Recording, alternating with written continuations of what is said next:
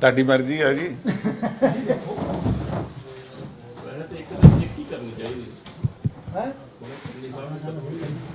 Late ਹੋ ਗਏ ਸੀ? ਨਹੀਂ ਰੋਜ਼ ਦੀਆਂ ਦੋ ਰੱਖੀਆਂ। ਉਹ ਫਿਰ ਮੇਰਾ ਖਿਆਲ 10 ਤਰੀਕ ਨੂੰ ਸੀਐਮ ਸਾਹਿਬ ਨੇ ਕਰਨੀ ਆ ਨਾ, ਮੇਰਾ ਖਿਆਲ ਸ਼ਾਇਦ ਇਹੋ ਜਿਹੀ ਗੱਲ ਪੱਕਾ ਨਹੀਂ ਮੈਨੂੰ ਪਤਾ, ਮੇਰਾ ਖਿਆਲ। ਤੁਹਾਡੇ ਨਾਲੋਂ ਵੱਧ ਕੌਣ ਜਾਣਦਾ? ਲੋ ਦੱਸੋ।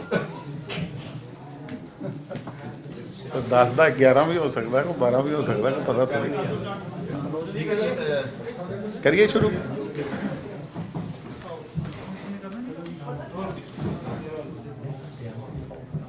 ਇਸ ਤੋਂ ਪਹਿਲਾਂ ਕਿ ਮੈਂ ਆਪਣੇ ਡਿਪਾਰਟਮੈਂਟ ਦੀ ਕੋਈ ਗੱਲ ਕਰਾਂ, ਤੁਹਾਨੂੰ ਸਾਰਿਆਂ ਨੂੰ ਨਵੇਂ ਸਾਲ ਦੀ ਲੱਖ ਲੱਖ ਵਧਾਈ ਦਿੰਦਾ ਔਰ ਪ੍ਰਮਾਤਮਾ ਅੱਗੇ ਅਰਦਾਸ ਵੀ ਕਰਦਾ ਕਿ ਸੱਚੇ ਪਾਤਸ਼ਾਹ ਵੀਰ ਆਪਣੀਆਂ ਮੰਗਾਂ ਮਨਾਉਣ ਦੇ ਲਈ ਆਪਣੀਆਂ ਮਾਵਾਂ ਭੈਣਾਂ ਨੂੰ ਬੱਚਿਆਂ ਨੂੰ ਨਾਲ ਲੈ ਕੇ ਉੱਥੇ ਬੈਠੇ ਆ। ਸੈਂਟਰ ਦੀ ਸਰਕਾਰ ਤੇ ਕੋਈ ਮਿਹਰ ਕਰੇ, ਰੱਬ ਕਰੇ ਤੇ ਉਹ ਵੀ ਵਿਚਾਰੇ ਆਉਣ ਵਾਲੇ ਸਾਲ 'ਚ ਜਿਹੜਾ ਨਵਾਂ ਸਾਲ ਚੜ੍ਹਿਆ ਆਪਣੇ ਘਰਾਂ ਨੂੰ ਵਾਪਸ ਜਿਹੜਾ ਪਰਤ ਸਕਣ। ਤੁਹਾਨੂੰ ਅੱਜ ਸਾਰਿਆਂ ਨੂੰ ਖੇਚਲ ਦਿੱਤੀ ਹੈ, ਜਿਸ ਤਰ੍ਹਾਂ ਪਤਾ ਹੀ ਆ ਕਿ ਪਹਿਲੋਂ ਵੀ ਪ੍ਰੈਸ ਕਾਨਫਰੰਸਾਂ ਚੱਲ ਰਹੀਆਂ ਔਰ ਹਰ ਇੱਕ ਮੰਤਰੀ ਸਾਹਿਬਾਨ ਨੇ ਆਪਣੇ ਡਿਪਾਰਟਮੈਂਟ ਦੀ ਗੱਲ ਕਰਨੀ ਹੁੰਦੀ ਹੈ। ਸੋ ਮੈਂ ਵੀ ਅੱਜ ਤੁਹਾਡੇ ਕੋਲ ਆਪਣੇ ਡਿਪਾਰਟਮੈਂਟ ਦਾ ਪਿਛਲੇ ਸਮੇਂ ਦੇ ਸਮੇਂ ਲੇਖਾ ਜੋਖਾ ਜਿਹੜਾ ਲੈ ਕੇ ਹਾਜ਼ਰ ਹੋਇਆ। ਇਹ ਸਾਰਿਆਂ ਨੂੰ ਪਤਾ ਹੀ ਹੈ ਕਿ ਪਿਛਲਾ ਵਾਰਾ ਕੋਵਿਡ ਦੇ ਬਾਰੇ ਨਾਲ ਜਾਣਿਆ ਜਾਂਦਾ ਔਰ ਬੜਾ ਨੁਕਸਾਨ ਵੀ ਹੋਇਆ ਸੂਬੇ ਦਾ, ਪਰ ਉਹਦੇ ਬਾਵਜੂਦ ਸਾਡੇ ਡਿਪਾਰਟਮੈਂਟ ਨੇ, ਸਾਡੇ ਆਫੀਸਰ ਸਾਹਿਬਾਨਾਂ ਨੇ ਮਿਹਨਤ ਕਰਕੇ ਕੁਝ ਜਿਹੜੇ ਕੰਮ ਕੀਤੇ ਨੇ ਉਹ ਤੁਹਾਡੇ ਸਾਹਮਣੇ ਰੱਖਣ ਆਇਆ। ਸਭ ਤੋਂ ਪਹਿਲਾਂ ਮੈਂ ਗੱਲ ਕਰੂੰਗਾ ਵਾਟਰ ਰਿਸੋਰਸਿਸ ਡਿਪਾਰਟਮੈਂਟ ਦੀ ਔਰ ਕਨਾਲਸ ਦੀ, ਕਿਉਂਕਿ water resources canal and drainage 'ਚ ਵੰਡਿਆ। ਕਨਾਲ ਦੇ ਵਿੱਚ ਅਸੀਂ ਇਸ ਸਾਲ 'ਚ ਕੋਈ 4000 ਕਿਲੋਮੀਟਰ ਜਿਹੜੀਆਂ ਸਾਡੀਆਂ ਡਿਸਟ੍ਰੀਬਿਊਟਰੀ ਸੀ ਉਹਨਾਂ ਦੀ ਸਫਾਈ ਕੀਤੀ ਹੈ ਔਰ 3000 ਕਿਲੋਮੀਟਰ ਵੱਖਰੀਆਂ ਮਨਰੇਗਾ ਤੋਂ ਵੀ ਸਾਫ਼ ਕਰਾਈਆਂ ਗਈਆਂ, ਜਿੱਥੇ ਕੋਈ 30 ਕਰੋੜ ਰੁਪਈਆ ਜਿਹੜਾ ਖਰਚ ਹੋਇਆ ਸਾਡਾ। ਇਸ ਤੋਂ ਬਗੈਰ ਸਾਡੀਆਂ ਵੱਡੀਆਂ ਨਹਿਰਾਂ ਜਿਹੜੀਆਂ ਕਿ ਕਾਫੀ ਲੰਮੇ ਸਮੇਂ ਤੋਂ ਜਿਨ੍ਹਾਂ ਦਾ ਕੰਮ ਹੋਣ ਵਾਲਾ ਸੀ, ਜਿਸ ਤਰ੍ਹਾਂ ਰਾਜਸਥਾਨ ਫੀਡਰ ਹੈ, ਉਹਦੇ 'ਚ ਭਾਵੇਂ ਜਿਹੜੇ ਪੈਸੇ ਖਰਚ ਹੋਣੇ ਆ ਉਹ ਅਸੀਂ ਸਟੇਟ ਵੱਲੋਂ ਨਹੀਂ ਖਰਚਣੇ, ਪਰ ਫਿਰ ਵੀ ਉਹਦੀ ਜ਼ਿੰਮੇਵਾਰੀ ਠੀਕ ਕਰਨ ਦੀ ਸਾਡੀ ਹੈ ਔਰ ਉਹ 60-40 ਦੀ ਰੇਸ਼ੋ ਦੇ ਨਾਲ 60% ਗਵਰਨਮੈਂਟ ਆਫ ਇੰਡੀਆ ਨੇ ਦੇਣਾ, 40% ਰਾਜਸਥਾਨ ਨੇ ਦੇਣਾ ਔਰ ਉਹ ਅਸੀਂ ਕੰਮ ਪਿਛਲੇ ਸਾਲ ਮਾਰਚ 'ਚ ਸ਼ੁਰੂ ਕਰਨਾ ਸੀ, ਪਰ ਡਿਊ ਟੂ ਕੋਵਿਡ ਟੈਂਡਰ ਟੂੰਡਰ ਹੋ ਚੁੱਕੇ ਸੀ, ਉਹ ਕੰਮ ਅਸੀਂ ਸ਼ੁਰੂ ਨਹੀਂ ਕਰ ਸਕੇ ਔਰ ਇਸ ਸਾਲ ਰਾਜਸਥਾਨ ਫੀਡਰ ਤੇ ਇਹ 25 ਮਾਰਚ ਨੂੰ ਅਸੀਂ ਐਰਕਾਂ ਬੰਦ ਕਰਕੇ ਤੇ ਇਹਦਾ ਕੰਮ ਸ਼ੁਰੂ ਕਰਾਂਗੇ। ਟੈਂਡਰ ਅਲਾਟਮੈਂਟ ਹੋ ਚੁੱਕੀ ਹੈ ਸਾਰੀ ਔਰ ਆਸ ਹੈ ਕਿ 3 ਸਾਲਾਂ ਦੇ ਪਹਿਲੋਂ ਇਹਨੂੰ ਅਸੀਂ ਕੰਪਲੀਟ ਕਰ ਦੇਵਾਂਗੇ। 25 ਮਾਰਚ। ਇਸੇ ਤਰ੍ਹਾਂ ਸਾਡਾ ਸਰਹੰਦ ਫੀਡਰ ਹੈ ਜਿਹੜਾ ਮਾਲਵੇ ਵਾਲੀ ਸਾਈਡ ਤੇ ਜਿਹੜੀ ਨਹਿਰ ਜਾਂਦੀ ਹੈ ਔਰ ਉਹਦੇ ਲਈ ਵੀ ਅਸੀਂ 100 ਕਿਲੋਮੀਟਰ ਦੀ ਜਿਹੜੀ ਰੀਲਾਈਨਿੰਗ ਕਰਨੀ ਆ ਔਰ ਕਿਉਂਕਿ ਹਾਲਤ ਉਹਦੀ ਵੀ ਬੜੀ ਮਾੜੀ ਸੀ, ਸੀਪੇਜ ਬੜੀ ਹੁੰਦੀ ਸੀ ਔਰ ਉਹਦੇ ਕਰਕੇ ਵੀ ਅਸੀਂ ਜਿਹੜਾ ਸਟੇਟ ਗਵਰਨਮੈਂਟ ਦਾ ਸ਼ੇਅਰ ਹੈ 41% ਹੈ, ਪੰਜਾਬ ਗਵਰਨਮੈਂਟ ਦਾ ਔਰ ਸੈਂਟਰ ਗਵਰਨਮੈਂਟ ਦਾ ਵੀ 41% ਹੈ ਔਰ 18% ਰਾਜਸਥਾਨ ਸਰਕਾਰ ਨੇ ਉਹਦੇ 'ਚ ਪਾਉਣਾ ਹੈ ਔਰ ਇਹ ਕੰਮ ਅਸੀਂ ਪਿਛਲੇ ਸਾਲ 2 ਟਾਈਮ 'ਤੇ ਕਰਨਾ ਚਾਹੁੰਦੇ ਹਾਂ। ਜਿਸ ਤਰ੍ਹਾਂ ਰਾਜਸਥਾਨ ਫੀਡਰ ਦਾ ਤਾਂ ਇੱਕੋ ਸਮੇਂ 'ਤੇ ਹੋਣਾ ਆ 25 ਮਾਰਚ ਨੂੰ ਬੰਦੀ ਕਰਕੇ, ਕਿਉਂਕਿ ਰਾਜਸਥਾਨ ਵਾਲਿਆਂ ਨੇ ਆਪਣੀ ਜਿਹੜੀ ਗੱਲ ਦੱਸੀ ਹੈ ਕਿ ਸਾਨੂੰ ਇਸ ਟਾਈਮ ਤੇ ਤੁਸੀਂ ਬੰਦ ਕਰ ਸਕਦੇ ਹੋ। ਇੱਥੇ ਅਸੀਂ 2 ਟਾਈਮ ਤੇ ਕੰਮ ਕਰਨਾ ਚਾਹੁੰਦੇ ਹਾਂ। ਲਾਸਟ ਈਅਰ ਕੋਵਿਡ ਕਰਕੇ ਅਸੀਂ ਦੂਜਾ ਟਾਈਮ ਨਹੀਂ ਲਾ ਸਕੇ, ਪਰ ਉਸ ਤੋਂ ਪਹਿਲਾਂ ਅਸੀਂ ਤਕਰੀਬਨ 17 ਕਿਲੋਮੀਟਰ ਇਹਦੀ ਜਿਹੜੀ ਸਟਰੈਂਥਨਿੰਗ ਆ, ਜਿਹੜੀ ਲਾਈਨਿੰਗ ਆ, ਉਹ ਅਸੀਂ ਕਰ ਚੁੱਕੇ ਹਾਂ। ਉਹ 'ਤੇ ਸਾਡਾ ਕੋਈ 80 ਕਰੋੜ ਰੁਪਈਆ ਖਰਚਾ ਆਇਆ ਔਰ ਟੋਟਲ ਇਹ 'ਤੇ ਖਰਚਾ ਜਿਹੜਾ ਕੋਈ 671 ਕਰੋੜ ਆਉਣਾ ਹੈ। ਔਰ ਇਸੇ ਤਰ੍ਹਾਂ ਜਿਹੜੀ ਰਾਜਸਥਾਨ ਫੀਡਰ ਆ ਉੱਤੇ 1200 ਕਰੋੜ ਰੁਪਈਆ ਖਰਚਾ ਆਉਣਾ। ਇਸੇ ਤਰ੍ਹਾਂ ਸਾਡੀ ਇੱਕ ਵੱਡੀ ਨਹਿਰ ਬਿਸਤ ਦੁਆਬ, ਜਿਹੜੀ ਕਿ ਦੁਆਬੇ ਨੂੰ ਜਾਂਦੀ ਹੈ, ਉਹਦੇ ਵਾਸਤੇ ਵੀ ਉਹਦੀ ਵੀ ਲਾਈਨਿੰਗ, ਉਹਦਾ ਸਾਰਾ ਕੰਮ ਹੋਣ ਲਈ ਕੋਈ 462 ਕਰੋੜ ਰੁਪਈਆ ਤਕਰੀਬਨ ਲੱਗਣਾ ਹੈ। ਔਰ 592 ਕਿਲੋਮੀਟਰ ਉਹ ਡਿਸਟਰੀਬਿਊਟਰੀਆਂ ਪਾ ਕੇ ਉਹਦੀ ਲੰਬਾਈ ਹੈ। 592 ਕਿਲੋਮੀਟਰ ਅਸੀਂ ਕਰ ਚੁੱਕੇ ਹਾਂ। ਟੋਟਲ ਜਿਹੜੀ ਲੰਬਾਈ ਆ ਉਹ 767 ਕਿਲੋਮੀਟਰ ਹੈ। ਔਰ ਉਹ ਕੰਮ ਜਿਹੜਾ ਪ੍ਰੋਜੈਕਟ ਸਾਡਾ ਪੂਰਾ ਤਕਰੀਬਨ ਹੋਣ ਵਾਲਾ ਹੈ ਔਰ ਮੇਰਾ ਖਿਆਲ ਹੈ ਇਸ ਮਾਰਚ ਤੱਕ ਅਸੀਂ ਉਹਨੂੰ ਕੰਪਲੀਟ ਕਰ ਲਵਾਂਗੇ। ਇਸ ਤੋਂ ਬਗੈਰ ਜਿਹੜੀਆਂ ਛੋਟੀਆਂ ਸਾਡੀਆਂ ਡਿਸਟਰੀਬਿਊਟਰੀਆਂ, ਉਹਨਾਂ 'ਤੇ ਵੀ ਅਸੀਂ ਕੰਮ ਕੀਤੇ ਆ। ਜਿੱਦਾਂ ਤੇ ਤਕਰੀਬਨ ਕੋਈ 58 ਕਰੋੜ ਰੁਪਈਆ ਅਸੀਂ ਖਰਚ ਕਰ ਚੁੱਕੇ ਹਾਂ, ਜਿਹਦੇ 'ਚ ਬਨੂੜ ਕਨਾਲ ਆਉਂਦੀ ਹੈ ਔਰ ਨਾਲੀ ਡਿਸਟਰੀਬਿਊਟਰੀ ਆਉਂਦੀ ਹੈ, ਬਠਿੰਡਾ ਡਿਸਟਰੀਬਿਊਟਰੀ ਆਉਂਦੀ ਹੈ, ਮਲੂਕਪੁਰ ਡਿਸਟਰੀਬਿਊਟਰੀ ਹੈ, ਦੌਲਤਪੁਰਾ ਹੈ, ਨਦਾਮਪੁਰਾ ਹੈ। ਇਹ ਸਾਰੀਆਂ ਦੇ ਤਕਰੀਬਨ 58 ਕਰੋੜ ਰੁਪਈਆ ਅਸੀਂ ਪਿਛਲੇ ਸਾਲ 'ਚ ਜਿਹੜਾ ਖਰਚ, ਥੋੜ੍ਹੇ ਬਹੁਤੇ ਉਹਨਾਂ ਦੇ ਕੰਮ ਰਹਿ ਗਏ ਆ ਜਿਹੜੇ 31 ਮਾਰਚ ਤੱਕ ਜਿਹੜੇ ਕੰਪਲੀਟ ਹੋ ਜਾਣਗੇ। ਇਸੇ ਤਰ੍ਹਾਂ ਸਾਡੀ ਕੰਢੀ ਕਨਾਲ ਸਟੇਜ 2 ਸੀ, ਕਿਉਂਕਿ ਕੰਢੀ ਕਨਾਲ ਜਿਹੜੀ 78 ਦੇ ਵਿੱਚ ਸ਼ੁਰੂ ਹੋਈ ਸੀ, ਉਹਦਾ ਪਹਿਲਾ ਫੇਜ਼ ਜਿਹੜਾ ਸੀ ਉਹ 60 ਕਿਲੋਮੀਟਰ ਲੰਬਾ ਸੀ, ਉਹ ਬਣ ਚੁੱਕਾ ਹੈ। ਉਸ ਤੋਂ ਬਾਅਦ ਸੈਕੰਡ ਫੇਜ਼ ਜਿਹੜਾ ਉਹ 15-16 'ਚ ਸਟਾਰਟ ਹੋਇਆ ਸੀ, ਜਿਹੜਾ ਤਕਰੀਬਨ ਆਲਮੋਸਟ ਫਾਈਨਲ ਸਟੇਜ ਤੇ ਹੈ ਔਰ ਉਹਦਾ ਵੀ ਜਿਹੜਾ ਸਾਰਾ ਕੰਮ ਹੈ ਜਲਦੀ ਕੰਪਲੀਟ ਕਰ ਦਿੱਤਾ ਜਾਊਗਾ। ਇਸ ਤੋਂ ਬਗੈਰ ਜਿਹੜਾ ਕੰਢੀ ਕਨਾਲ ਦੀ ਸਾਡਾ ਪਹਿਲਾ ਏਰੀਆ ਸੀ, ਕਿਉਂਕਿ ਤੁਸੀਂ ਵੀ ਕੰਢੀ ਕਨਾਲ ਦੀਆਂ ਖਬਰਾਂ ਵੀ ਲਾਉਂਦੇ ਰਹੇ ਹੋ, ਸੁਣਦੇ ਵੀ ਰਹੇ ਹੋ ਕਿ ਪਾਣੀ ਟੇਲ ਤੱਕ ਅਜੇ ਨਹੀਂ ਪਹੁੰਚ ਸਕਿਆ। ਉਹਦੇ 'ਚ ਕੋਈ ਪ੍ਰੋਬਲਮ ਆ ਗਈ ਸੀ। ਜਿਹੜੇ ਪਹਿਲਾ ਪੁਰਾਣਾ ਸਿਸਟਮ ਜਿਹੜਾ 60 ਕਿਲੋਮੀਟਰ ਦਾ ਹੋਇਆ ਸੀ, ਉੱਥੇ ਸੀਪੇਜ ਬਹੁਤ ਸੀ। ਜਿੰਨਾ ਪਾਣੀ ਦਾ ਫਲੋ ਆਉਣਾ ਚਾਹੀਦਾ ਸੀ ਅਗਲੇ ਪਾਸੇ ਨੂੰ, ਉਹ ਨਹੀਂ ਸੀ ਆਉਂਦਾ, ਉੱਥੇ ਸੀਪੇਜ ਹੋ ਜਾਂਦੀ ਸੀ। ਉਹਦੇ ਵਾਸਤੇ ਅਸੀਂ ਦੁਬਾਰਾ ਉਹਨੂੰ ਠੀਕ ਕਰਨ ਲੱਗੇ ਹਾਂ, ਰੀਲਾਈਨਿੰਗ ਕਰਨੀ ਆ ਸਾਰੀ, ਉਹਨੂੰ ਠੀਕ ਕਰਾਂਗੇ, ਜਿਹਦੇ 'ਚ 15 ਕਰੋੜ ਰੁਪਈਆ ਅਸੀਂ ਇਸ ਸਾਲ ਖਰਚਾਂਗੇ 31 ਮਾਰਚ ਤੋਂ ਪਹਿਲਾਂ ਔਰ 8-9 ਕਿਲੋਮੀਟਰ ਉਹਦੇ 'ਚ ਜਿਹੜੀ ਉਹਦੀ ਦੁਬਾਰਾ ਸਟਾਰਟ ਵੇਲੇ ਜਿੱਥੋਂ ਸ਼ੁਰੂ ਹੁੰਦੀ ਆ। ਜਿਹੜਾ ਸੈਕੰਡ ਫੇਜ਼ ਤੁਸੀਂ ਬਣਾ ਵੀ ਰਹੇ ਹੋ, ਤੁਸੀਂ ਪਹਿਲਾਂ ਹੀ ਸਾਰਾ ਬਾਅਦ 'ਚ ਕਰਦਾ ਜੀ, ਪਰ ਤੁਸੀਂ ਉਦੋਂ ਕਰਿਓ ਨਾ ਜੀ ਗੱਲ। ਮੈਂ ਇਹ ਪੁਰਾਣੇ ਦੀ ਗੱਲ ਕਰ ਰਿਹਾ। ਇਸ ਤੋਂ ਬਗੈਰ ਜਿਹੜੇ ਸਾਡੇ ਰੈਗੂਲੇਟਰ ਸੀ, ਸਾਡੇ ਗੇਟ, ਜਿਸ ਤਰ੍ਹਾਂ ਪੁਰਾਣਾ ਸਿਸਟਮ ਨਹਿਰਾਂ ਦਾ ਚੱਲਦਾ ਸੀ, ਉਹ ਬਹੁਤ ਮਾੜੀ ਹਾਲਤ ਹੋਈ ਸੀ। ਉਹਨਾਂ 'ਤੇ ਤਕਰੀਬਨ 40 ਕਰੋੜ ਰੁਪਈਆ ਲੱਗਣਾ, ਜਿਸ 'ਚੋਂ ਕੁਝ ਅਸੀਂ ਠੀਕ ਕਰ ਲਿਆ, ਜਿਨ੍ਹਾਂ 'ਤੇ 10 ਕਰੋੜ ਲਾਇਆ ਔਰ ਇਸ ਸਾਲ 'ਚ ਅਸੀਂ ਬਾਕੀ ਦੇ ਵੀ ਸਾਰੇ ਜਿਹੜੇ ਗੇਟ ਆ ਉਹ ਠੀਕ ਕਰ ਦੇਵਾਂਗੇ। ਟੋਟਲ ਗੇਟ ਤੇ ਕਿੰਨੇ ਹੋਣਗੇ ਜੀ? ਸਾਰੀਆਂ ਟੋਟਲ ਨਹਿਰਾਂ ਤੇ ਜਿਹੜੇ ਗੇਟ ਲੱਗਦੇ ਆ ਜਿਹੜੇ ਸਾਰੇ। ਔਰ ਇਸੇ ਤਰ੍ਹਾਂ ਲਿਫਟ ਸਕੀਮ ਸੀ ਸਾਡੀ ਸ਼੍ਰੀ ਅਨੰਦਪੁਰ ਸਾਹਿਬ ਦੀ, ਉਹਦੇ 'ਚ 5 ਪ੍ਰੋਜੈਕਟ ਨੇ, ਹੁਣ 'ਚ ਟੋਟਲ ਜਿਹੜੀਆਂ ਸਕੀਮਾਂ ਨੇ, ਪਰ ਜਿਹਦੇ 'ਚੋਂ ਪਹਿਲੀ ਅਸੀਂ 9.52 ਕਰੋੜ ਨਾਲ ਲਿਫਟ ਕਰਕੇ ਪਾਣੀ ਉੱਥੇ ਖੇਤਾਂ ਨੂੰ ਦੇਣਾ ਹੈ ਔਰ ਉਹ ਸਾਡਾ ਕੰਮ ਚੱਲ ਰਿਹਾ ਹੈ ਔਰ ਜਲਦੀ ਪੂਰਾ ਹੋ ਜਾਊਗਾ। ਦੂਜੀ ਫੇਜ਼ ਦਾ ਜਿਹੜਾ ਕੰਮ ਹੈ ਜਿਹੜਾ ਉਹ ਵੀ ਅਸੀਂ ਇਸੇ ਸਾਲ ਸ਼ੁਰੂ ਕਰ ਦੇਵਾਂਗੇ।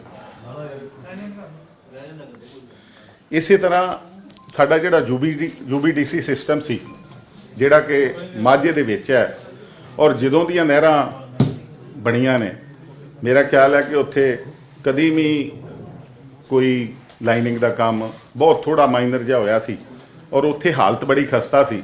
ਉਹਦੇ ਵਾਸਤੇ ਅਸੀਂ ਪ੍ਰੋਜੈਕਟ, ਕਿਉਂਕਿ ਬਹੁਤ ਵੱਡਾ ਹੈ, ਟੋਟਲ UBDC ਦਾ ਪ੍ਰੋਜੈਕਟ ਭਜਾ ਕੇ ਸੈਂਟਰ ਗਵਰਨਮੈਂਟ ਨੂੰ ਭੇਜਿਆ ਕਿ ਕੁਝ ਸ਼ੇਅਰ ਉਹ ਦੇਣ, ਕੁਝ ਅਸੀਂ ਸਟੇਟ ਵੱਲੋਂ ਪਾਈਏ ਤੇ ਉਹਨੂੰ ਕਰੀਏ। ਉਹ ਤਕਰੀਬਨ 1700 ਕਰੋੜ ਦਾ ਪ੍ਰੋਜੈਕਟ ਬਣਦਾ ਹੈ। ਪਰ ਉਹਦੇ ਬਾਵਜੂਦ ਅਸੀਂ ਇੱਕ ਜਿਹੜੀ ਲਾਹੌਰ ਬ੍ਰਾਂਚ ਹੈ ਸਾਡੀ, ਜਿਹਦੇ 'ਚ ਗੁਰਦਾਸਪੁਰ ਔਰ ਅੰਮ੍ਰਿਤਸਰ ਨੂੰ ਪਾਣੀ ਆਉਂਦਾ, ਉਹਦਾ ਵੱਖਰਾ ਪ੍ਰੋਜੈਕਟ ਵੀ ਅਸੀਂ ਤਿਆਰ ਕੀਤਾ 347 ਕਰੋੜ ਦਾ, ਜਿਹਦੇ ਤੋਂ ਅਸੀਂ ਤਕਰੀਬਨ ਕੋਈ 70 ਕਰੋੜ ਰੁਪਈਆ ਇਸ ਸਾਲ 31 ਮਾਰਚ ਤੋਂ ਪਹਿਲੋਂ ਅਸੀਂ ਉੱਤੇ ਖਰਚ ਕਰਨਾ ਹੈ। ਔਰ ਉਹਦੀ ਲਾਈਨਿੰਗ ਕਰਨੀ ਹੈ। ਔਰ ਜੇ ਪ੍ਰਮਾਤਮਾ ਨੇ ਕਿਰਪਾ ਕੀਤੀ, ਸੈਂਟਰ ਗਵਰਨਮੈਂਟ ਨੇ ਸਾਨੂੰ UBDC ਦਾ ਸਾਡਾ ਪ੍ਰੋਜੈਕਟ ਪਾਸ ਕਰਤਾ, ਤੇ ਸਾਰਾ ਜਿਹੜਾ ਬਾਕੀ ਜਿਹੜਾ ਤਰਨਤਾਰਨ ਜ਼ਿਲ੍ਹਾ ਆ ਜਾਂ ਹੋਰ ਜਿਹੜੇ ਏਰੀਏ ਬਾਕੀ ਬਚਦੇ ਆ ਲਾਹੌਰ ਬ੍ਰਾਂਚ ਤੋਂ ਬਗੈਰ, ਉਹ ਵੀ ਸਾਰੇ ਜਿਹੜੇ ਕੰਪਲੀਟ ਕਰਾਂਗੇ। ਇਸੇ ਤਰ੍ਹਾਂ ਡਰੇਨੇਜ ਹਰ ਸਾਲ ਡਰੇਨਾਂ ਦੀ ਸਫਾਈ ਹੁੰਦੀ ਆ, ਤੁਹਾਨੂੰ ਵੀ ਪਤਾ, ਕਿਉਂਕਿ ਤਕਰੀਬਨ ਸਾਡੇ ਕੋਲ 8000 ਕਿਲੋਮੀਟਰ ਲੰਬਾਈ ਦੀਆਂ ਡਰੇਨਾਂ ਹੈਗੀਆਂ। ਸਾਰੀਆਂ ਤਾਂ ਨਹੀਂ ਹਰ ਇੱਕ ਸਾਲ 'ਚ ਉਹਨਾਂ ਦੀ ਸਫਾਈ ਹੁੰਦੀ, ਪਰ ਅਸੀਂ ਕੋਸ਼ਿਸ਼ ਕਰਦੇ ਹਾਂ ਕਿ ਵਾਰੀ-ਵਾਰੀ ਜਿਹੜੀਆਂ ਜ਼ਿਆਦੀਆਂ ਮਾੜੀਆਂ ਉਹਨਾਂ ਨੂੰ ਸਾਫ਼ ਕਰ ਦਿੱਤਾ ਜਾਵੇ। ਔਰ ਇਸੇ ਤਰ੍ਹਾਂ ਫਲੱਡ ਸੀਜ਼ਨ ਦੇ ਵਿੱਚ ਫਲੱਡ ਪ੍ਰੋਟੈਕਟ ਕਰਨ ਲਈ ਦਰਿਆਵਾਂ ਦੇ ਨਾਲ ਜਿਹੜੇ ਕੰਢਿਆਂ ਦੇ ਨਾਲ ਕੰਮ ਕਰਨੇ ਹੁੰਦੇ ਉਹ ਵੀ ਕਰਦੇ ਹਾਂ। ਉਹਦੇ 'ਚ ਸਾਨੂੰ 50 ਕਰੋੜ ਰੁਪਈਆ ਇਸ ਵਾਰ ਜਿਹੜਾ ਮਿਲਿਆ ਸੀ, ਔਰ 26 ਕਰੋੜ ਰੁਪਈਆ ਅਸੀਂ ਟ੍ਰੇਨਾਂ ਤੇ ਖਰਚ ਕੀਤਾ, ਔਰ 24 ਕਰੋੜ ਰੁਪਈਆ ਜਿਹੜਾ ਫਲੱਡ ਪ੍ਰੋਟੈਕਸ਼ਨ ਲਈ ਉਹ ਅਸੀਂ ਖਰਚ ਕਰ ਚੁੱਕੇ ਹਾਂ। ਇਸੇ ਤਰ੍ਹਾਂ ਲੁਧਿਆਣੇ 'ਚ ਜਿਹੜਾ ਬੁੱਢਾ ਨਾਲਾ ਹੈ, ਜਿਹੜਾ ਜਿੱਥੇ ਬਹੁਤ ਗੰਦਾ ਪਾਣੀ ਜਾ ਕੇ ਸਤਲੁਜ ਦੇ ਵਿੱਚ ਪੈਂਦਾ ਹੈ, ਉਹਦੇ ਲਈ ਡਿਪਾਰਟਮੈਂਟ ਵੱਖਰੇ ਆਪਣੇ ਤੌਰ ਤੇ ਕੰਮ ਕਰ ਰਹੇ ਆ, ਪਰ ਉਹਦੇ ਵਹਾਅ ਨੂੰ ਠੀਕ ਕਰਨ ਲਈ 200 ਕਿਊਸਿਕ ਪਾਣੀ ਜਿਹੜਾ ਅਸੀਂ ਸਰਹੰਦ ਕਨਾਲ ਦੇ ਵਿੱਚੋਂ ਨੀਲੋ ਜਿਹੜਾ ਸਕੇਪ ਹੈ ਉਹਦੇ ਥਰੂ ਅਸੀਂ ਉੱਥੇ ਦੇਵਾਂਗੇ, ਔਰ ਜਿਹਦੇ ਤੇ ਕੋਈ 9 ਕਰੋੜ ਰੁਪਈਆ ਸਾਡਾ ਖਰਚਾ ਆਊਗਾ।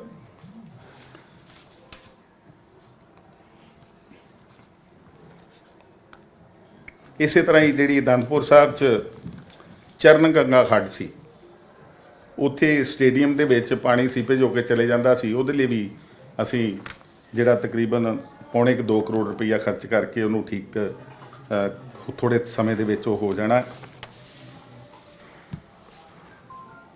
ਇਸੇ ਤਰ੍ਹਾਂ ਸਰਹੰਦ 'ਚ ਉਹ ਸੀਗਾ, ਉੱਥੇ 2 ਕਰੋੜ ਰੁਪਈਆ ਖਰਚਿਆ। ਚੈਨੇਡਾਈਜ਼ੇਸ਼ਨ ਆਫ ਈਸਟਰਨ ਡਰੇਨ ਜਿਹੜੀ ਪਟਿਆਲੇ ਸੀ, ਉਹਦੇ 'ਚ 6.90 ਕਰੋੜ ਖਰਚਿਆ। ਜਕੂਬ ਡਰੇਨ ਦੀ ਚੈਨੇਡਾਈਜੇਸ਼ਨ ਕੀਤੀ ਹੈ, ਉਹਦੇ 'ਚ 5 ਕਰੋੜ ਰੁਪਈਆ ਖਰਚਿਆ।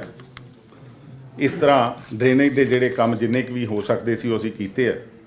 ਔਰ ਸਾਡੇ ਅੱਗੇ ਪਿਛਲੇ ਸਮੇਂ 'ਚ ਤੁਹਾਨੂੰ ਪਤਾ ਹੈ ਕਿ ਸਾਡੇ ਸ਼ਾਹਪੁਰ ਕੰਢੀ ਡੈਮ ਦਾ ਇੱਕ ਪ੍ਰੋਜੈਕਟ ਆਇਆ ਸੀ, ਔਰ ਇਹ ਪ੍ਰੋਜੈਕਟ ਥੋੜ੍ਹਾ ਜਿਹਾ ਮੈਂ ਤੁਹਾਨੂੰ ਵਿਸਥਾਰ ਨਾਲ ਦੱਸ ਦੇਵਾਂ ਕਿ 2013 ਦੇ ਵਿੱਚ ਸ਼ੁਰੂ ਹੋਇਆ ਸੀ, ਔਰ 1 ਸਾਲ ਦੇ ਬਾਅਦ ਇਹ ਬੰਦ ਹੋ ਗਿਆ 2014 'ਚ।